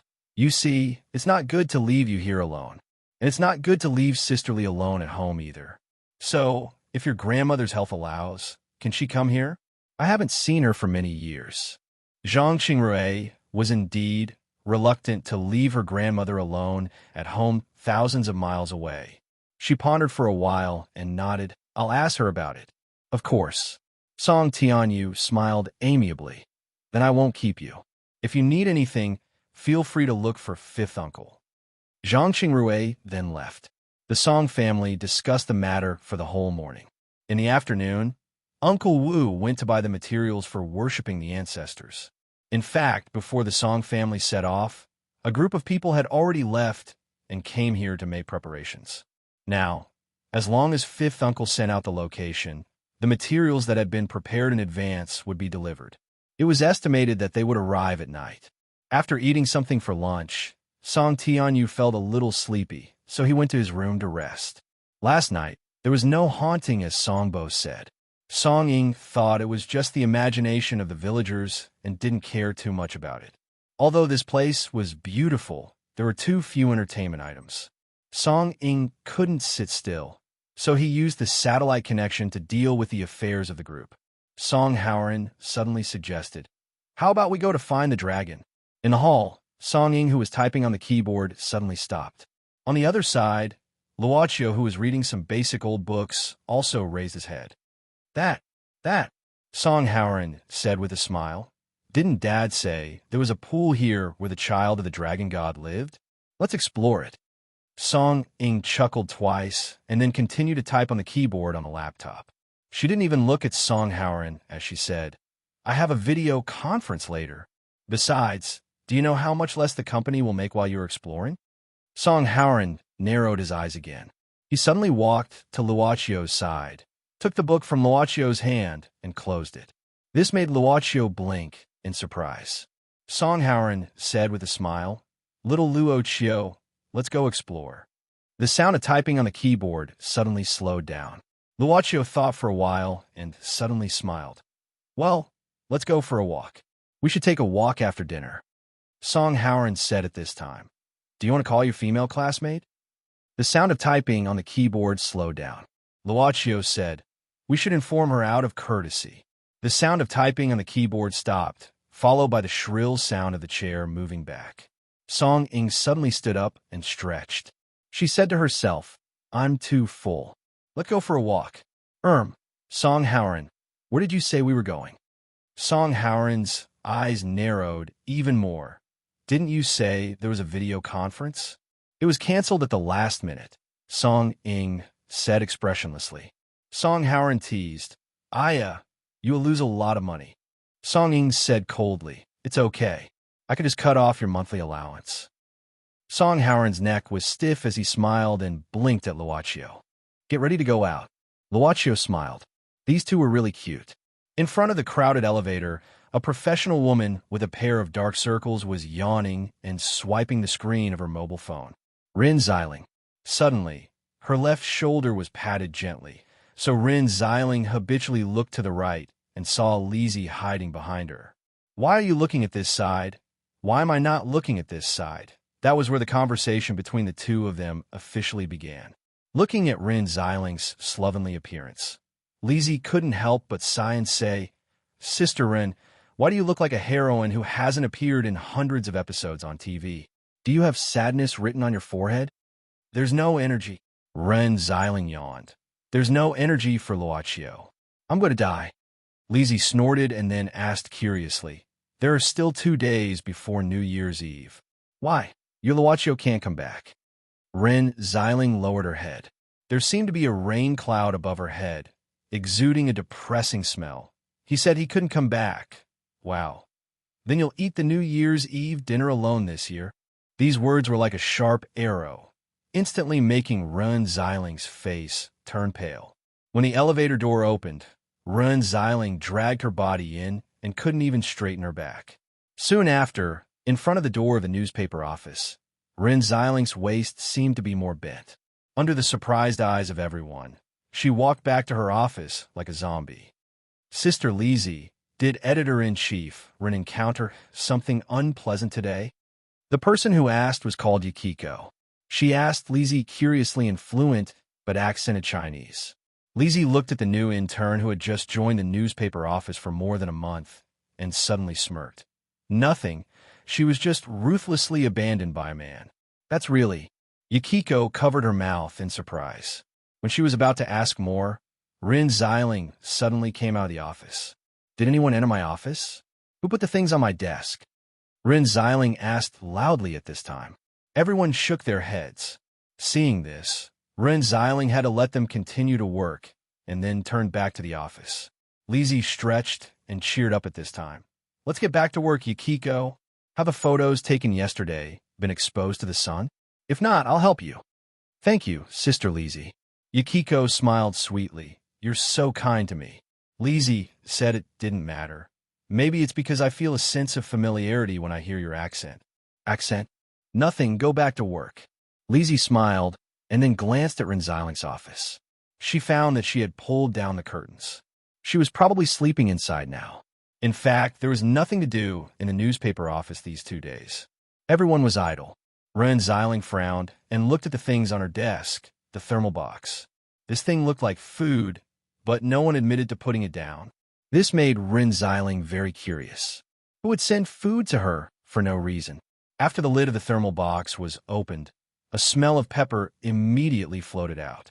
The hot steam rushed to Rin Xiling's face, which was a little red because of the cold on the way to work, suddenly became warm. Sweet foam, I haven't eaten this thing for a long time. Rin Xiling couldn't help but want to eat. Whatever, I'm so hungry. I just ate instant noodles last night. Why do I feel more energetic? Chapter 1003. Ding ling ling ling ling. The old pine door suddenly opened from the inside. Miss Maid walked out of the club with a broom and started her day's work. She started by cleaning the door and wiping the windows. It had been several days since she moved the club back from South America. Miss Maid was familiar with the environment of this town. She knew where the market was and the discount time of the supermarket.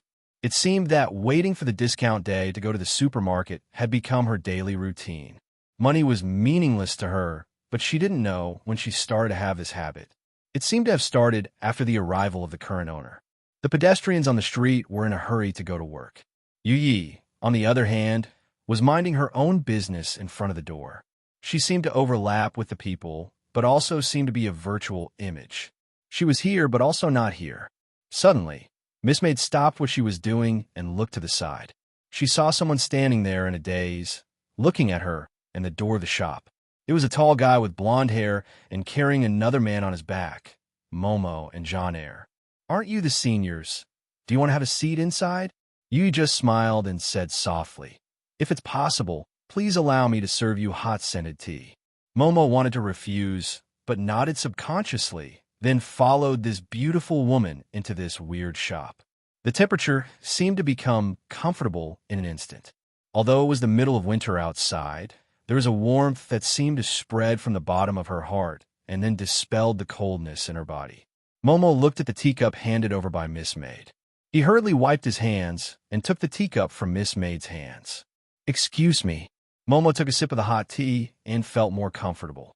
He couldn't help opening his mouth, but he swallowed back his words. "What do you want to ask?"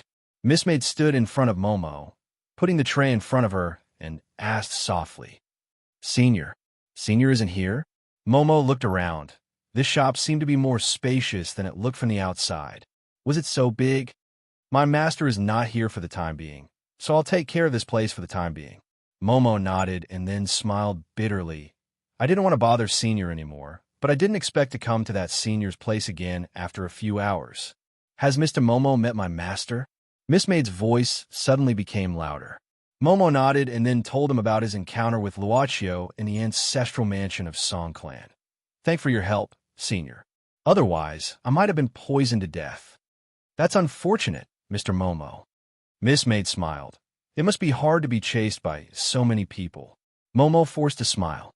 Rather than saying it was hard, it was better to say that he was bitterly disappointed. Those guys who wanted to get the edict, their fanatical looks were still lingering in Momo's mind. This was different from the sage-like demeanor he had heard about since he was young. As for transcending worldly affairs, that was even more impossible. "Let's not talk about this anymore." Momo shook his head and sized up this shop, asking curiously, "Your shop seems a bit different? What's the business here?" When he noticed this shop, it seemed that the passers-by didn't notice its existence. A shop with such a unique appearance should attract some attention. "Here." Yu Yi smiled faintly. "This is a place to provide services and sell goods to those who need it." Momo gave a start. "Provide services?" "Yes," Miss Maid said softly. "No matter it's reasonable, unreasonable, possible or impossible, any request can be realized here. The things you want in your heart and the things you can pay for it." Not knowing why, that Senior's marvelous means flashed through Momo's mind. If this was the Senior's shop, then this servant girl should be able to do it. Possible, impossible, inconceivable. Can I also spend money here?" Momo asked subconsciously. "The main thing is that any guest who walks in here can do so." Yu Yi said seriously, "But there's one thing I need to remind Mr. Momo. We only trade with precious things." Momo glanced at John Eyre subconsciously. "Should I buy some help here? Can I think about it?" Momo suddenly asked, because at this moment he had a strange feeling in his heart, like a warning sign, warning him not to speak rashly. "Of course." Miss Maid nodded. "As long as you don't regret it." Momo nodded. He didn't dare to stay here for too long. After drinking a cup of tea, he left with Jean Eyre. Perhaps it was just an illusion. When he walked out of the shop and didn't buy anything, he suddenly let out a sigh of relief. Find a place to have a rest. This is a town with many ordinary people. Even those guys who lost their minds for the Imperial Edict have to consider the consequences of messing around in the downtown. A great hermit hid in the city. Yu Yi sent Momo to the door and watched him leave, saying with interest, "Cultivators are really special. They can even resist their desires. But because of this, they are more valuable." Miss Maid continued to clean the window in a good mood. Because the owner was not far away from her, she could reach the owner's side in an instant with the current range of the club. And she would go there personally. The old bus jolted to a stop in front of the bus stop. After a while, an unusually large figure rushed out of the bus and ran to the corner of the wall at an extremely fast speed to vomit. Song Sen looked at this huge figure with disdain. Who could imagine that Songda, who was as strong as the god of war, would get carsick and vomit so violently? This old bus in China smelled like a biological weapon. That was Song Da's explanation. Find a place to have a rest first. Mr. Blind saw that Songda was unable to move properly, so he could only shake his head and say, "All we need to do now is wait." "Wait?" Song Sin asked curiously as he supported Songda. At this moment, the blind man casually said, "Since I can divine that my senior brother is here, he can also divine that I am here. Naturally, he will come find me." Song San was stunned. Could it be that the disciples of the plainclothes path had always schemed against each other? "You martial artists can spar every day. Can't we feng shui master spar?" As if he knew what Song San was thinking, Mr. Blind replied indifferently. This scared Song San so much that he immediately shut his mouth. Even though the three brothers usually called him Blind Mister, they were very clear that it was because Mr. Blind was too lazy to be calculative, and they were thick-skinned. "All right then, let's find a hotel to rest." "Blind man?" At this moment, Song San's expression suddenly changed because he sensed that someone was quietly approaching him. Song San tried to release his chi to sense, but that person seemed to be faintly discernible, making him unable to lock onto him. Faintly, Song San felt that his heart was beating very fast. He seemed to hear the sound of footsteps. These footsteps seemed to be stepping on the frequency of his heartbeat. No, it should be that these footsteps seemed to be controlling the frequency of his heartbeat. In just a moment, Song San was already drenched in cold sweat and his back was cold. "Retract your chi. If you continue to resist, your heart won't be able to take it." Mr. Blind suddenly put his hand on Song San's shoulder and quickly said. At this moment, Song San took a deep breath and slowly withdrew his aura. Only then did the feeling of terror gradually fade away. At the same time, in front of them, a dignified beauty wearing a black dress appeared out of nowhere. This woman with her hair tied up appeared very capable, but she also had an aura that was not easy to get close to. Song Sin took another deep breath. This was the person who could make him unable to withstand just the sound of her footsteps. Was she the same as Blind? Was she a person of that level? However, this dignified beauty did not look at Song San. Instead, she looked directly at Mr. Blind and asked seriously, "May I ask, are you Taoist priest Qing Shazi?" "You are?" Mr. Blind frowned. The woman in front of him was faintly emitting a strong magic power, fluctuation. He knew that this woman was not old, but it was rare for her to have such a cultivation level. "My surname is Gong." At this time, the dignified woman said respectfully, "It was Representative Lai who asked me to come pick you up. Representative Lai is already waiting for you in a tea house outside the town. Please allow me, Taoist Elder Qing Xiazi." "Representative Lai?" Mr. Blind frowned again, then his fingers moved slightly. However, Miss Gong had already quickly said, "Representative Lai is the walking successor of the cloth-clothed Tao. He's already one of the representatives of the Tao Association at such a young age. My senior brother's disciple." Mr. Blind nodded. "Please lead the way. Please follow me." Miss Gong nodded and did not say anything else. She turned and left immediately. Songda and Song Sam looked at each other. The sickly Songda looked at Mr. Blind and asked, "Blind, is everything all right?" Songda suddenly felt that the land of Kelowna was very dangerous. Not to mention this Miss Gong, the two young masters he and Song San had encountered on the Wudong Mountain not long ago had frightening martial prowess. Mr. Blind said indifferently, "This is Mount Tai. The Tao cultivation world and the demon world will hold an exchange meeting here every 10 years. Almost half of the people from the Tao world and the demon world have gathered here now. Even I am not included. If there is really any danger, do you think it's useful to escape?" At this time, Song San hesitated and suddenly said, "Blind, Old Master Song should have already arrived. Do you think something bad will happen to Old Master Song since the surroundings of Mount Tai are so scary?" Mr. Blind shook his head and said, "It's all right. The Song family is full of lucky people who can turn misfortune into luck. Moreover, Old Master Song has a Gigi. Let's go, it's all right." Mr. Blind said indifferently, "You'd better care more about Songda. As a warrior, how could he get carsick?" "I'm really sorry, Wong?" Luo Dance blinked her big eyes and looked at Long Shuo in her arms. Why in her arms? Because Luo Dance was holding Long Shuo in her arms and flying in the sky unhurriedly. Long Shiraw, who always felt a huge pressure behind her, frowned and said, "To be specific, it's the spiritual vein that turned into a dragon. It's not a natural dragon. It's a kind of luck dragon. In fact, there was such a spiritual vein under the city where we lived before. Originally, it almost turned into a dragon and gave birth to spiritual wisdom. But unfortunately what?" Long Shiraw's eyes were a little gloomy, and she said casually, "Unfortunately, it's a silly child." "Sister Long?" Long Shiraw shook her head. "It's nothing. It's its own choice." "Well, we're almost there. Let's go down from here. I remember there's a small village nearby. Some people live there, and there's a guy who shouldn't have stayed until now." "Who?" "An emperor.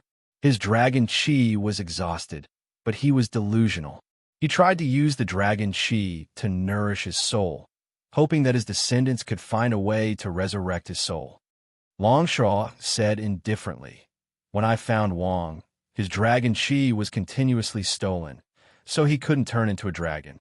Later, I cut off the arrangement of the feng shui master, so Wang began to gather dragon chi again. But because of this, it was delayed for hundreds of years before he succeeded in turning into a dragon. Unfortunately, he was congenitally deficient in the end." How could this emperor be so hateful?" "Sister Long, didn't you teach him a lesson?" Luo Dance asked angrily at this time. Long Shaw said helplessly, "Although he's an emperor whose dragon chi is exhausted, he's still a man of heaven and a pioneer of a dynasty. Even if he doesn't have dragon chi, he still has the merit of founding the country and the karmic position between heaven and earth. I can only stop his plan, but I can't extinguish his soul by myself, because it's equal to using my left hand against my right hand. Emperor Shinryu, it's so annoying." "Sister Long, you're also suffering." Luo Dance took out her hand and touched Long Shiraw's head at this time. Long Shiraw rolled her eyes. "Then you should grow up as soon as possible. Maybe you can help in the future." "I'm already trying to grow up," Luo Dance said seriously. Chapter 1004. Not long after, Mr. Blind, Songda, and Song Sam were led by Miss Gong to a tea house near a mountain and a river. Because it was the middle of winter and it was close to New Year's Eve, the tea house was very quiet. Of course, it could also be because it had been booked. Along the way, Songda and Song San chatted with Blind. According to Blind, he had never seen this Lai Kai-sheng before. However, he knew that his senior brother did have such a disciple who was this generation's orthodox linen-clothes disciple. Over the years, Songda and Song San had been asking Blind about the rules of the linen-clothes sect. It seemed that not only the most outstanding disciples had the right to be the orthodox linen-clothes disciple. Blind's abilities seemed to be slightly better than his senior brother, the previous generation's linen-clothes disciple. However, as a feng shui sect, they didn't seem to place much emphasis on combat prowess. As for why the blind man wanted to leave China and live overseas for so long, Songda and the others, as well as Old Master Song, had no idea. However, Songda and Song San saw that Blind's return this time seemed to be because of his senior brother's call. In that case, the previous generation's linen-clothes disciple seemed to have a good relationship with each other. With many questions in mind, Songda and Song San were shocked to find that they were arranged in another private room in the tea house. They couldn't participate in the meeting between Blind and Lai Kai-sheng. Taoist Qing Xiazi said that since you two are his followers, you can just wait here. Miss Gong calmly stopped Songda and Song San from protesting. "What the F***CK? This blind man is really treating us as his bag carriers." Ignoring the gloominess of Songda and Song San in the private room, in a pavilion in the tea house, Miss Gong led the blind mister to Lai Kai-sheng, who had a head of white hair. This tea house was built at the edge of the pool, and this pavilion was built at the center of the pool. It seemed that because of the light snow not long ago, a trace of white frost could be seen on the trees in the distance. Lai Kai-sheng was currently brewing tea with delicate movements. Mr. Blind himself also had white hair at a young age and hadn't recovered after so many years. Therefore, when he saw Lai Kai-sheng, he knew what Lai Kai-sheng had experienced. 99 lifetimes in a single night, experiencing the joys and sorrows of separation and reunion before one's hair turned white. This was an extremely special technique in the cloth clothes Tao. It didn't really require one to experience 99 lifetimes in a single night. It could only be said that the more lifetimes one experienced, the greater one's achievements would be. Please take a seat, Uncle Master. Lai Kaixing lifted his head and smiled. Mr. Blind, on the other hand, frowned. He adjusted the back of his clothes and slowly sat down. He suddenly asked, "You've lived through all 99 lifetimes?" Lai Kaixing did not seem to be surprised by such a question, so he calmly replied, "A lifetime apart." Mr. Blind nodded. At the same time, he heaved a sigh of relief and said indifferently, "You are stronger than me." Lai Kaixing was 1 lifetime behind, but Mr. Blind himself was 3 lifetimes behind. After the 90th lifetimes, with each additional lifetime, the difficulty level would increase exponentially. There were only 2 lifetimes between him and Lai Kaixing, and the gap in their potential was already hard to calculate. The reason why he could easily figure out some of Lai Kaixing's actual situation was only because he had immersed himself in a large amount of time of experience. Master said that Uncle Master is the most outstanding genius of our cloth clothes Tao in the past 300 years. Lai Kaixing elegantly poured a cup of hot tea for Mr. Blind. Mr. Blind, however, did not move and went straight to the point. "When your master came looking for me this time, why didn't he appear himself and instead sent you instead?" Lai Kaixing said with a serious expression, "Uncle Master doesn't know. Right now, I also have no way of knowing where Master went. It was just that a few days ago, I was seized by a sudden impulse and divined a divination. I knew that there would be a person with extremely deep ties to our sect who would appear within the next few days. Now that I think about it carefully, the only person with extremely deep ties to our sect in the world today is Uncle Master, you. Senior brother is missing?" Mr. Blind frowned. "What's going on?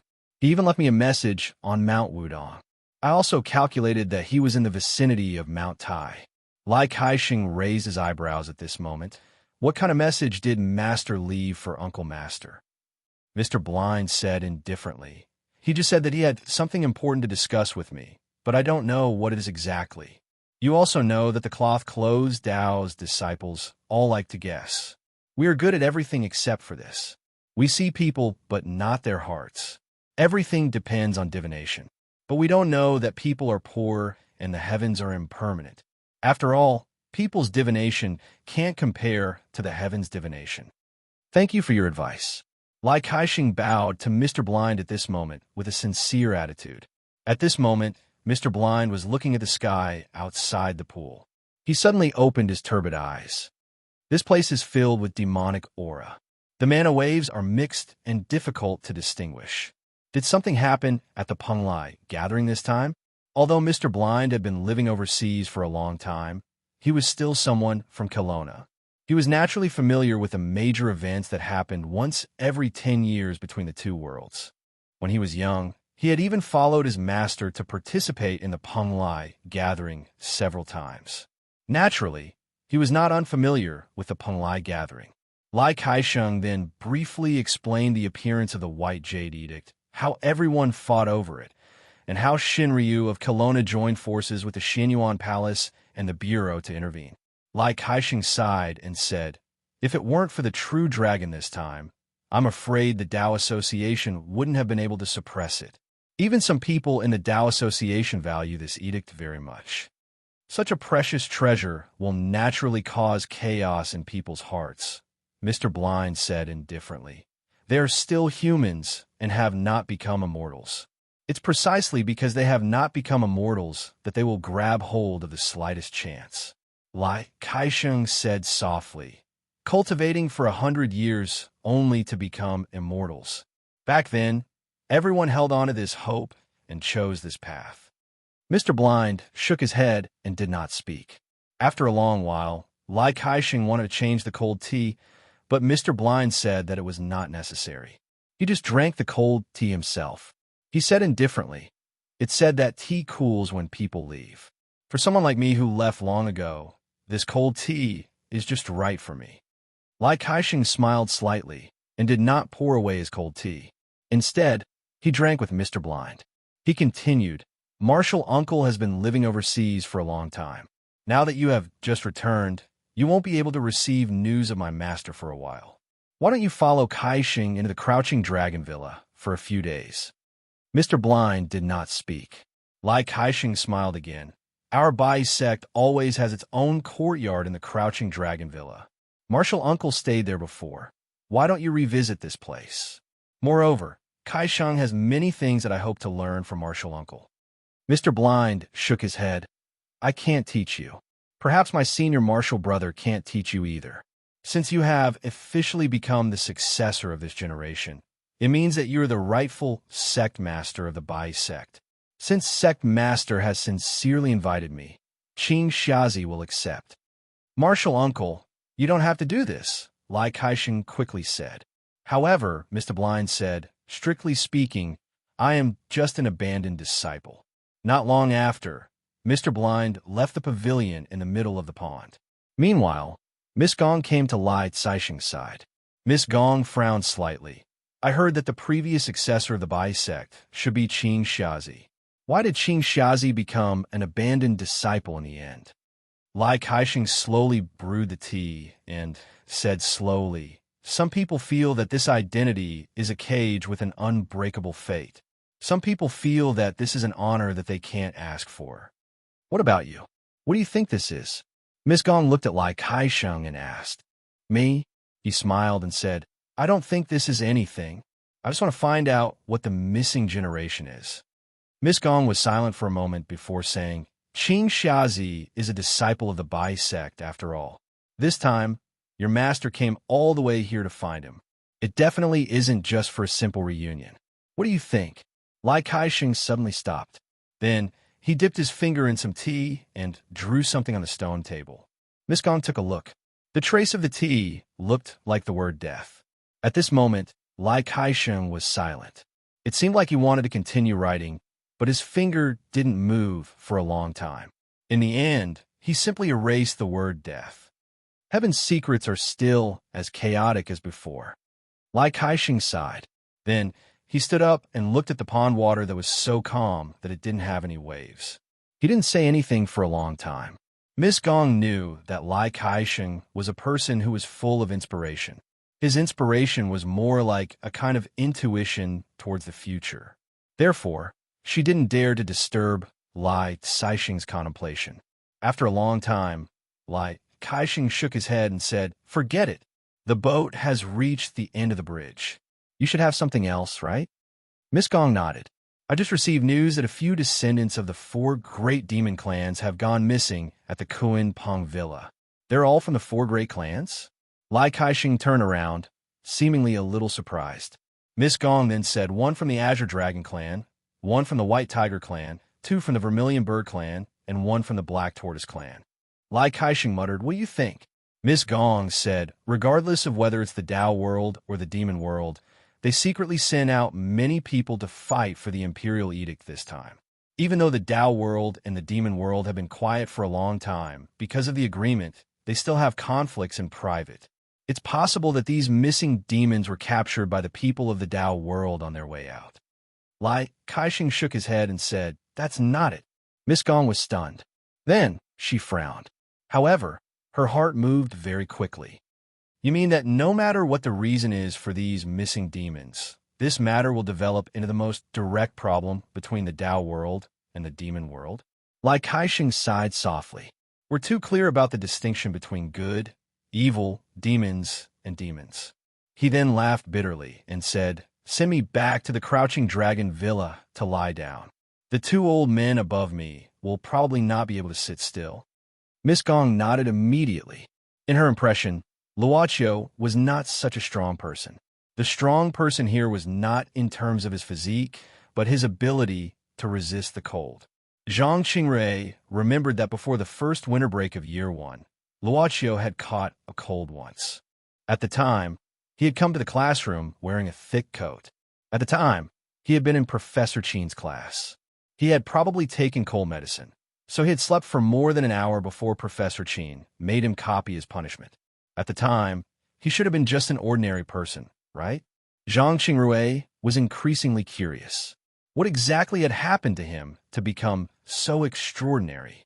Or perhaps the email she had received about her future self was just a joke, an illusion. Song Howard from the Song family had said that he wanted to go on an adventure and search for the local legend, the child of the dragon god. Zhang Qingrui interpreted this adventure as the curiosity and exploration of the two young people of the Song family. Children who grew up abroad probably had a special kind of curiosity about the green mountains and beautiful rivers in China. China had always had a lot of mysticism, which was interpreted by foreigners. Zhang Qingrui had not planned to go on an adventure at first. However, when she saw that Luoqiu seemed to be willing to come along, she had unexpectedly agreed. She had mixed feelings about Luoqiu. Although they were classmates who had a tacit understanding, after that email, Zhang Qingrui now cared more about Luoqiu.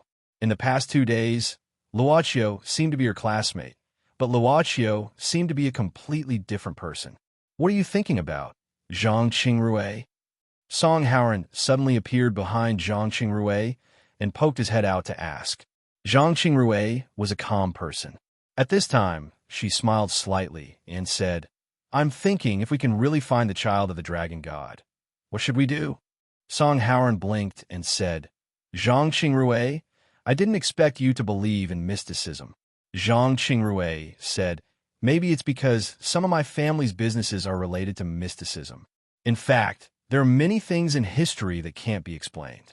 And in many places, aren't there all kinds of legends? Legend, Song Ing interrupted. Isn't it just a rumor that has been spread around?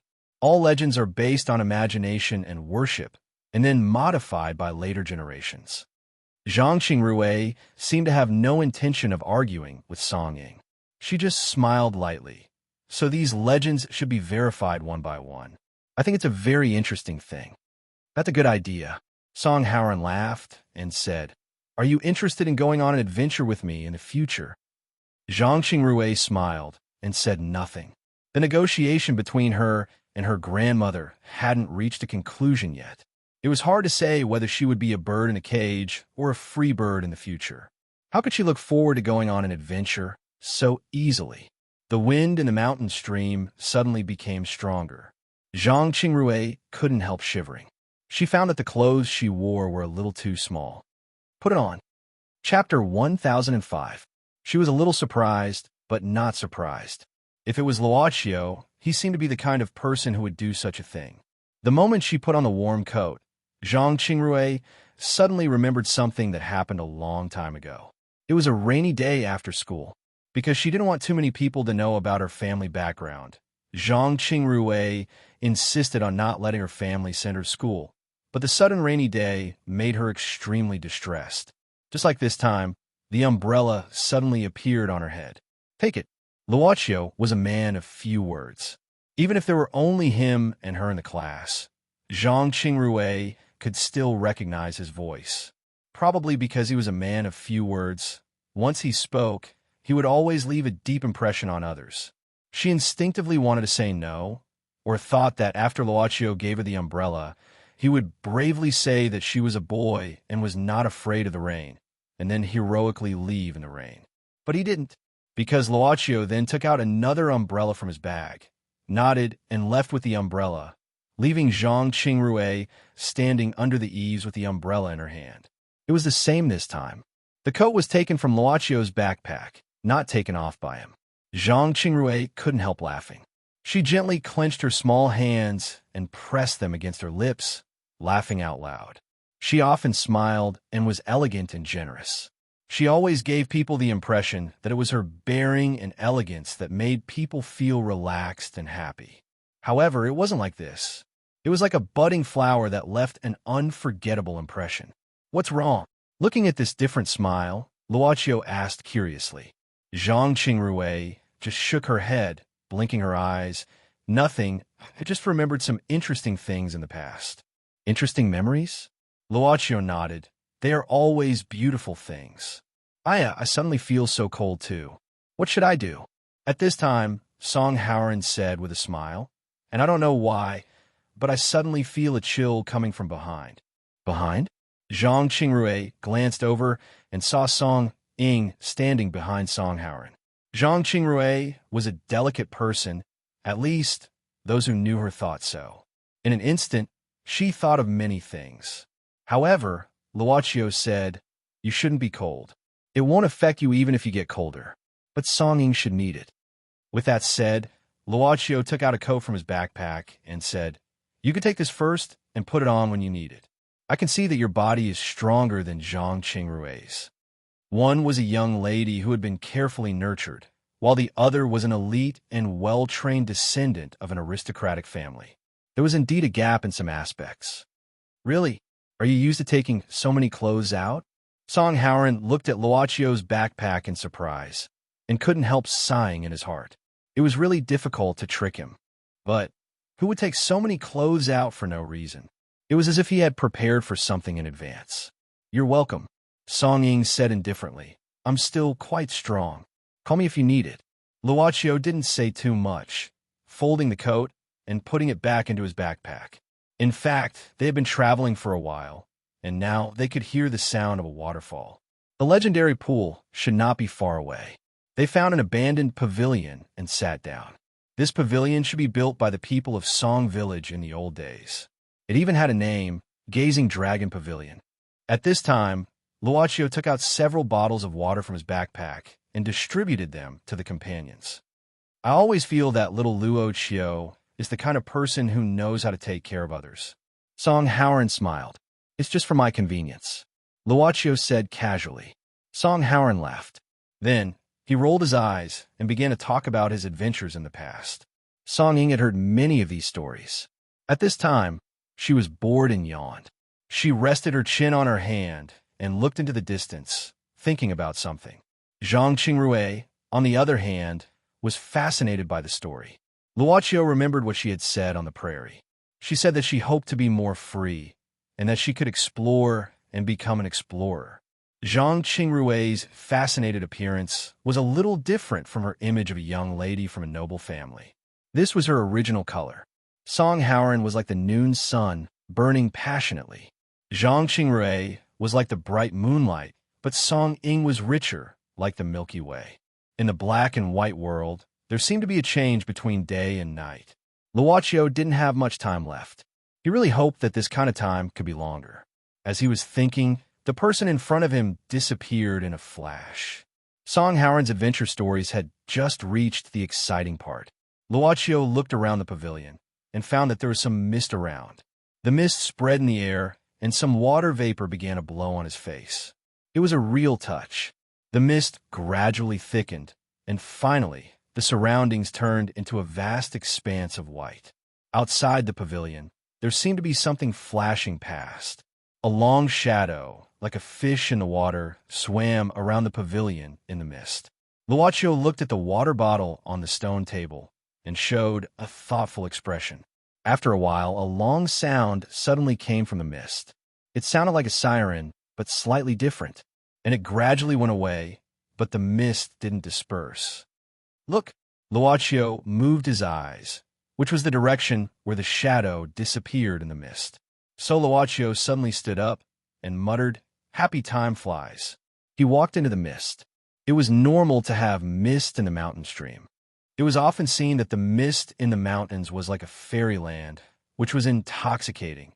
Of course, if one was in it, it would be a different feeling. "Release some of your monster power. I have taught you how to strengthen your senses." I said, "It's not like this. You ate so much, but your head didn't swell. Where did it go?" "I'm sorry, Sister Long. I'll try my best." Luo Dance was distressingly using the monster power that skyrocketed after waking up not long ago to sense the way around. Since Long Shirua mentioned it, they encountered the mist and lost their way. The little girl Long Shirua only had knowledge, but no power. Of course, if she was willing to use Chi-Chi Kamaya's secret treasure, she could summon a doppelganger with some power, but she had to bleed every time. So if it wasn't necessary, Long Shirua didn't intend to bleed herself. "But Sister Long, this mist seems a bit strange." Luo Dance blinked, looking at Long Shirua, who was blurred in her sight, and asked. "Yes." Long Shirua nodded at this time, biting her fingers and muttering, "Natural changes won't happen so fast, and it's not raining today, and it's just past noon. I'm afraid it's the problem of Wong." "You mean it's caused by the spiritual vein that turned into a dragon?" Longshaw said seriously. "As I said, Wong was born with a congenital deficiency, and its intelligence was not complete. Although I managed to help it go through the process of transforming into a dragon, the aftereffects haven't been properly resolved. So, in order to help it recover, I made a seal here at its birthplace. I hope it can continue to borrow the power of the spirit pulse to help Wong recover some of the deficiencies it had before it was born. Its seal might have loosened, and this should be caused by Wong's power." "Sister Long, will your seal be loosened?" In the eyes of the little butterfly monster, Longshaw was almost the most powerful one. After all, this was the knowledge that her deceased grandpa, Tree Monster, instilled in her when she was young. Of course, later the little butterfly monster knew that there was another powerful sister, Su Zijuan, and then there was the more powerful boss. Sister Long would get angry every time she mentioned boss. Longshaw shook her head, saying with uncertainty, "It's hard to say. The 12 dragon veins in Kelowna have become very strange recently. I tried to investigate it some time ago, but then something happened, so I gave up temporarily. Now I can't continue the investigation. As for the seal I made, it should be fine, but we can't rule out the possibility of external forces. Even an iron pillar can be ground into a needle. Dripping water can penetrate a stone. There's no wall in the world that can't be broken." Longshaw took out a cigarette and lit out of habit. It was probably because she was upset and irritated by the topic. But at this time, she suddenly found that there was no one around her. In the thick fog, she couldn't even see her own fingers. "Agile? Agile?" Longshaw frowned and called twice, but there was no trace of the little butterfly monster. "This idiot!" Longshaw angrily threw the cigarette in her hand on the ground and stamped it out. She hurriedly walked into the depths of the fog. Although she couldn't see the road, she could roughly feel the direction. Longshaw didn't run far before she suddenly bumped into something. It didn't hurt, but it was obvious that with her current figure, she couldn't move at all. Longshaw could only directly fall back. In front of her was a tall black shadow. At the same time, Longshaw felt very uneasy in her heart. These days, she had this kind of uneasiness in her heart, and at this moment, this kind of uneasiness directly rose to the maximum, making her hair stand up as if directly attracted by static electricity, and her scalp also had a kind of numbness. "Be careful." At the same time, such a voice came. Longshaw felt that at the moment when she was about to fall, she was grabbed by the arm and then pulled forward. She once again bumped into the figure in the fog. The moment their bodies touched, that kind of rising uneasiness suddenly made Longshaw cry out in alarm. It had nothing to do with willpower, strength, or weakness. She resisted and repelled from the bottom of her heart, as if she saw her natural enemy. "Are you okay?" At this moment, Longshaw suddenly had an impulse to cover her ears, because at this moment, she had already recognized the owner of this voice, the initiator of her current appearance. The club's boss, a man that even Shinryu, who was undefeated in Kelowna, couldn't resist as long as he stood on the land of Kelowna. Why was he here? "You. Why are you here?" Almost at the same time, Longshaw's thoughts and instincts appeared almost at the same time. She quickly broke free from the opponent's hand and slightly retreated a little bit. At the same time, without saying anything, she took out Chichikamaya's secret treasure and prepared for the worst. Of course, she knew that this man would not take the initiative to attack people. Speaking of which, I'm also surprised that Miss Long is here. Suddenly, there was a whirlwind around the figure. The fog was swept away by the airflow, and finally, a small empty space appeared around the two of them.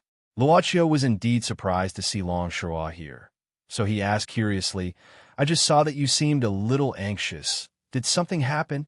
"No, nothing happened," Longshaw decisively denied, and said quite firmly, "I don't need any services or help. I'm fine, thank you." Luochio was startled, and then chuckled.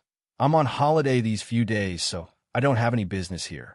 So even if it's just a little help, There won't be any additional requests. Please don't worry. Holiday? The boss can take a holiday? This question only stayed in Long Shirua's mind for 3 seconds, and she directly thought that it was very likely to be a trap. No, this was probably a trap. This guy had taken a fancy to her Shinryu-S blood essence, and was determined to squeeze her dry. I don't need any help. Long Shirua quietly adjusted her breathing, but she felt that it was definitely unusual for this man to appear here. So she frowned and said, "But you, why? Are you so free to come to this remote place for sightseeing?" "A little." Luochio smiled and said, "The original motive of this trip was to sightsee." Who would believe that? Long Shirua wanted to get rid of this man as soon as possible.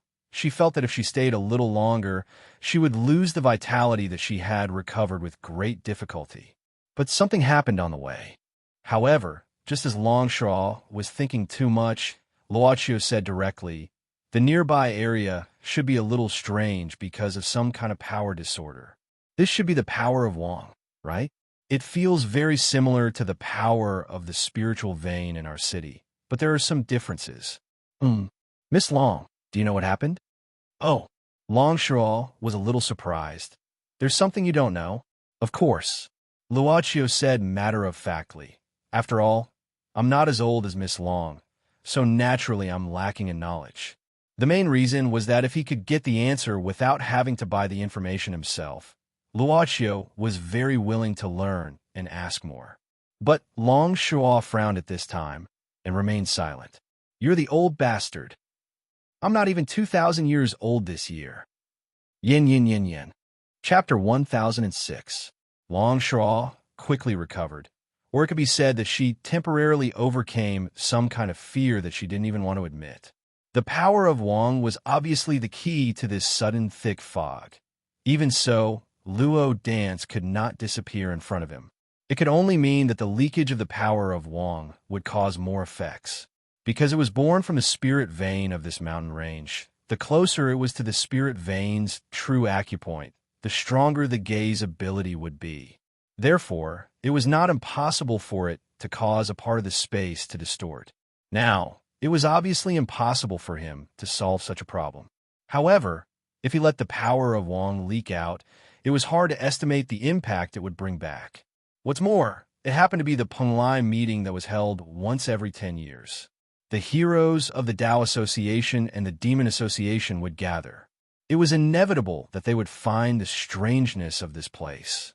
A spiritual vein that could turn into a dragon, and Wang who had successfully turned into a dragon, were irresistible temptations for both the Tao world and the demons. After weighing the pros and cons in her heart, Long Shirua helplessly found that, with the help of the man in front of her, it might be the best choice to settle this matter. However, could she believe him when he said that he was on vacation? Long Shirua suddenly remembered that Luo Dance would occasionally talk about Luochio. This little butterfly would occasionally say that her boss was very kind and took good care of her. I don't know what happened to Wang for the time being. Long Shirua looked at Luochio at this time and suddenly said, "I can't do anything now. However, Luo Dance just disappeared in front of me." "That child also came?" Luochio was stunned and remembered that he had not seen Luo Dance for a short time. Long Shirua nodded at this time and rolled her eyes.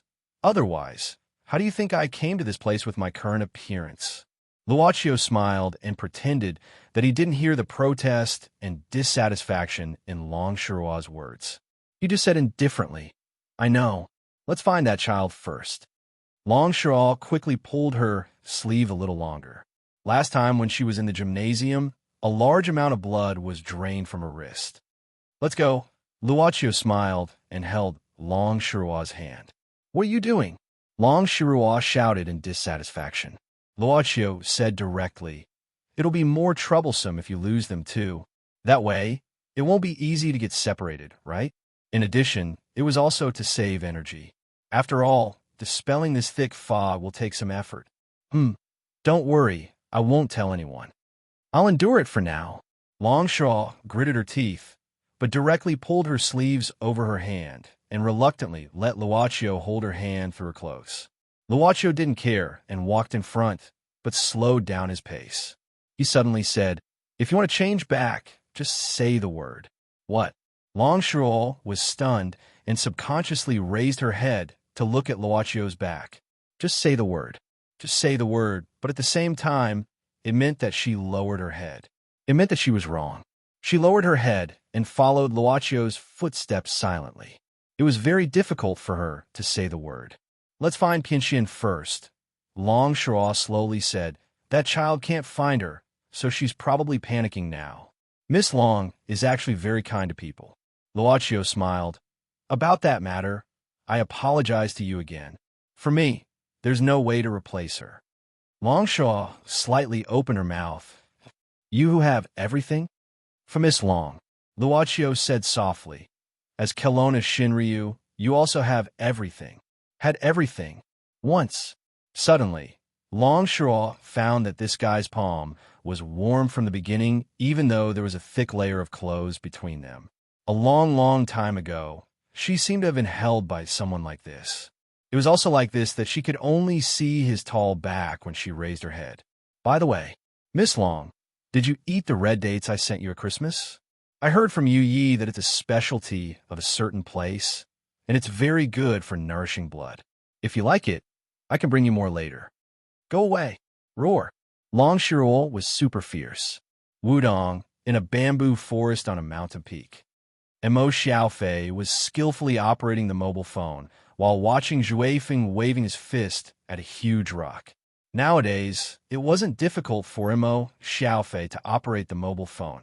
It could even be said that he had mastered all the functions except that he didn't try to call the number in the so-called contact list. He wasn't interested in mobile games, and he really didn't understand why people would be attracted to some 2D characters on a mobile phone. Wasn't the card pool something to cheat money? What a sad guy. Mo Xiaofei liked to use the Baidu that Zhuifeng said to know everything. The historical changes of Kelowna in the past 5,000 years. He sighed again for the vicissitudes of life. Suddenly, the sound of Zhuifeng waving his fist at the huge rock stopped. Mo Xiaofei frowned and looked over, only to see that Zhuifeng's hands were hanging down naturally and his eyes were closed. Suddenly, Zhuifeng moved and punched again. The speed of the fist was not fast, even a little slow. When the fist touched the huge rock, there was no movement. Zhuifeng's fist was pressed against the huge rock. Soon after, Zhuifeng opened his eyes and slowly exhaled. At the same time, the huge rock in front of him turned into dust and fell to the ground. The huge rock directly turned into a pile of dirt. Mo Xiaofei opened his mouth in surprise. It was only 2 days, but this Zhuifeng had learned the first move of his son of heaven martial art, Huangji World's shocking fist. This child. No, this little monster. Could it be that she was also a martial arts genius? Big brother. Zhuifeng turned his face with excitement at this time. Mo Xiaofei nodded. Not bad. Zhuifeng, take a rest first, and, at the same time, experience the feeling of punching just now. When you can execute this punch instinctively, you could be considered to have truly learned this fist technique. Zhuifeng sat cross-legged without saying anything. This was mainly to learn from Mo Xiaofei. Seeing that Zhuifeng was obedient, Mo Xiaofei began to read the history of the People's Republic that he had just checked with his mobile phone. Well, this person surnamed Mao is indeed a rare talent. But at this time, Zhuifeng suddenly opened his eyes and asked, by the way, big brother, are we still going to find the people of the Cotton sect? Cotton sect? Mo Xiaofei frowned subconsciously. Zhuifeng felt that it was necessary for him to remind brother Mo Xiaofei. Perhaps he could help him change back to his original appearance? Yeah, didn't you say you were going to find a Cotton sect Taoist? Zhuifeng shared his limited information. You said something about the Penglai Convention on Mount Tai. Mount Tai. Mo Xiaofei suddenly became silent and looked into the distance, whispering, Fengshan. Gradually, he fell in a deep thought. Big brother? Big brother? Zhuifeng. Suddenly, Mo Xiaofei called in a deep voice. This made Zhuifeng straighten his back subconsciously, because in these 2 days, he felt that brother Mo Xiaofei was too dignified when he was serious, making him instinctively cautious. Go to Mount Tai with me. Oh, okay. Wind-chasing wolf nodded. Then, Do you still want me to ride you and fly there? Don't worry, I won't lead you the wrong way this time. How dare you? How dare you ride on me? I'm sorry. Humph. If it weren't for your loyalty, I would have sentenced you to death for what you said just now. Mo Xiaofei stood up, flicking his sleeves and leaving. Big brother doesn't seem to be easy to talk to now. Zhuifeng sighed and had to chase after him. However, Zhuifeng's heart was moved. He walked 2 steps quickly and then leaned forward. In an instant, Zhuifeng's body shape changed dramatically. In just a moment, he turned from a teenager into a giant gray wolf. Big brother, you can ride me. Mo Xiaofei frowned. However, seeing that Zhuifeng's giant gray wolf was quite impressive, his frown gradually loosened, and he said indifferently, "No need. There's a tool called the bullet train in modern times. I want to ride it." Zhuifeng lowered his head and said, "But we don't have enough money, big brother, don't worry." Mo Xiaofei said indifferently, "I found some modern coins in the bamboo hut. They should be left behind by the evil man who wanted to harm me. Just take them." Big brother, when did you rummage through other people's cabinets? After leaving the senior shop, Momo took Jean Eyre to find a relatively ordinary local guest house for a temporary rest. The senior said Jean Eyre would wake up, so Momo planned to wait for Jean Eyre to wake up by himself. Otherwise, it would be inconvenient to take Jean Eyre along the way. The proprietress of the guest house looked nice. Momo paid some money and moved in directly. However, the way she looked at him was somewhat strange, which made Momo a little confused. He had originally thought that the lady boss might be a spy for some fellows in the Tao Association, so he had secretly investigated her. However, he discovered that the lady boss was indeed an ordinary person. Furthermore, she liked to look at handsome men and the unsightly things of handsome men. Only then did he realize what was the lady boss's strange gaze. There would always be times when life was not going well. A peaceful heart would be able to get over it. He remembered that this was what his teacher Chang had taught him when he was a child. So many years had passed, Momo didn't know how much he had learned and how much he had understood. For the current him, he felt quite disheartened. He felt that the immortal path in his imagination wasn't so beautiful. At noon, Momo declined the proprietress's invitation for lunch. He planned to go out to find something to eat and inquire about the Penglai meeting of Mount Tai. Although he was doubtful whether he could get anything in such a small place, he thought it was better than waiting for death. He quickly borrowed a set of clothes from the proprietress and went out. After eating something outside, Momo wandered around the small town, but didn't find any valuable information. He planned to go to a paper shop in the small town to replenish his equipment. Even though the talismans used by the Celestial Master sect were specially made and every step had strict requirements, in this case, some inferior or even useless items were better than empty-handed for Momo. His luggage was still in the Crouching Dragon Mountain Villa, and he had used up all the items he usually carried during the escape. Now, he only had a black wooden sword of unknown origin, and not even a piece of white slate equipment. However, he soon stopped at the alley beside the paper shop. This was because he sensed a faintly discernible demonic aura nearby. It seemed like a demonic beast had been here before. Momo was suddenly startled. He was the target of the Tao and demon world, so they would naturally try to find him. Therefore, he might have gone to the paper shop to replenish his equipment. He was afraid that they had already predicted that he would go to the paper shop to replenish his equipment. He was afraid that once he appeared in front of the paper shop, he would attract the attention of the demons. He didn't know if there were people from the Tao world hiding nearby. Momo sighed and had to retreat, giving up the idea of replenishing his charms. However, at this moment, he suddenly smelled a faint smell of blood. There seemed to be a fight. Momo frowned and thought to himself, could the Tao and demon world be fighting secretly? After all, Momo had seen the Tao and demon world fighting more than once during his escape. In fact, if the two sides weren't on bad terms, Momo couldn't find a chance to escape several times. In this case, he might be able to find out some useful information. Momo weighed the pros and cons in his heart and felt that it was necessary for him to know more about the Crouching Dragon Villa, the Kuan Peng Villa, and the land administration of the special country, so that he could make better plans for the future. Therefore, he quietly followed the faint smell of blood. Puff! In a dark alley, Momo heard such a sound and saw such a scene at the same time. A figure fell to the ground, and the walls on both sides of the alley were splashed with blood. At this time, a girl with a painting tube on her back was holding a strange long knife in her hand, slowly stabbing it into the body of the fallen figure on the ground. It was a demon. After it died, its original appearance was clearly revealed. It seemed to be a demon of the White Tiger clan.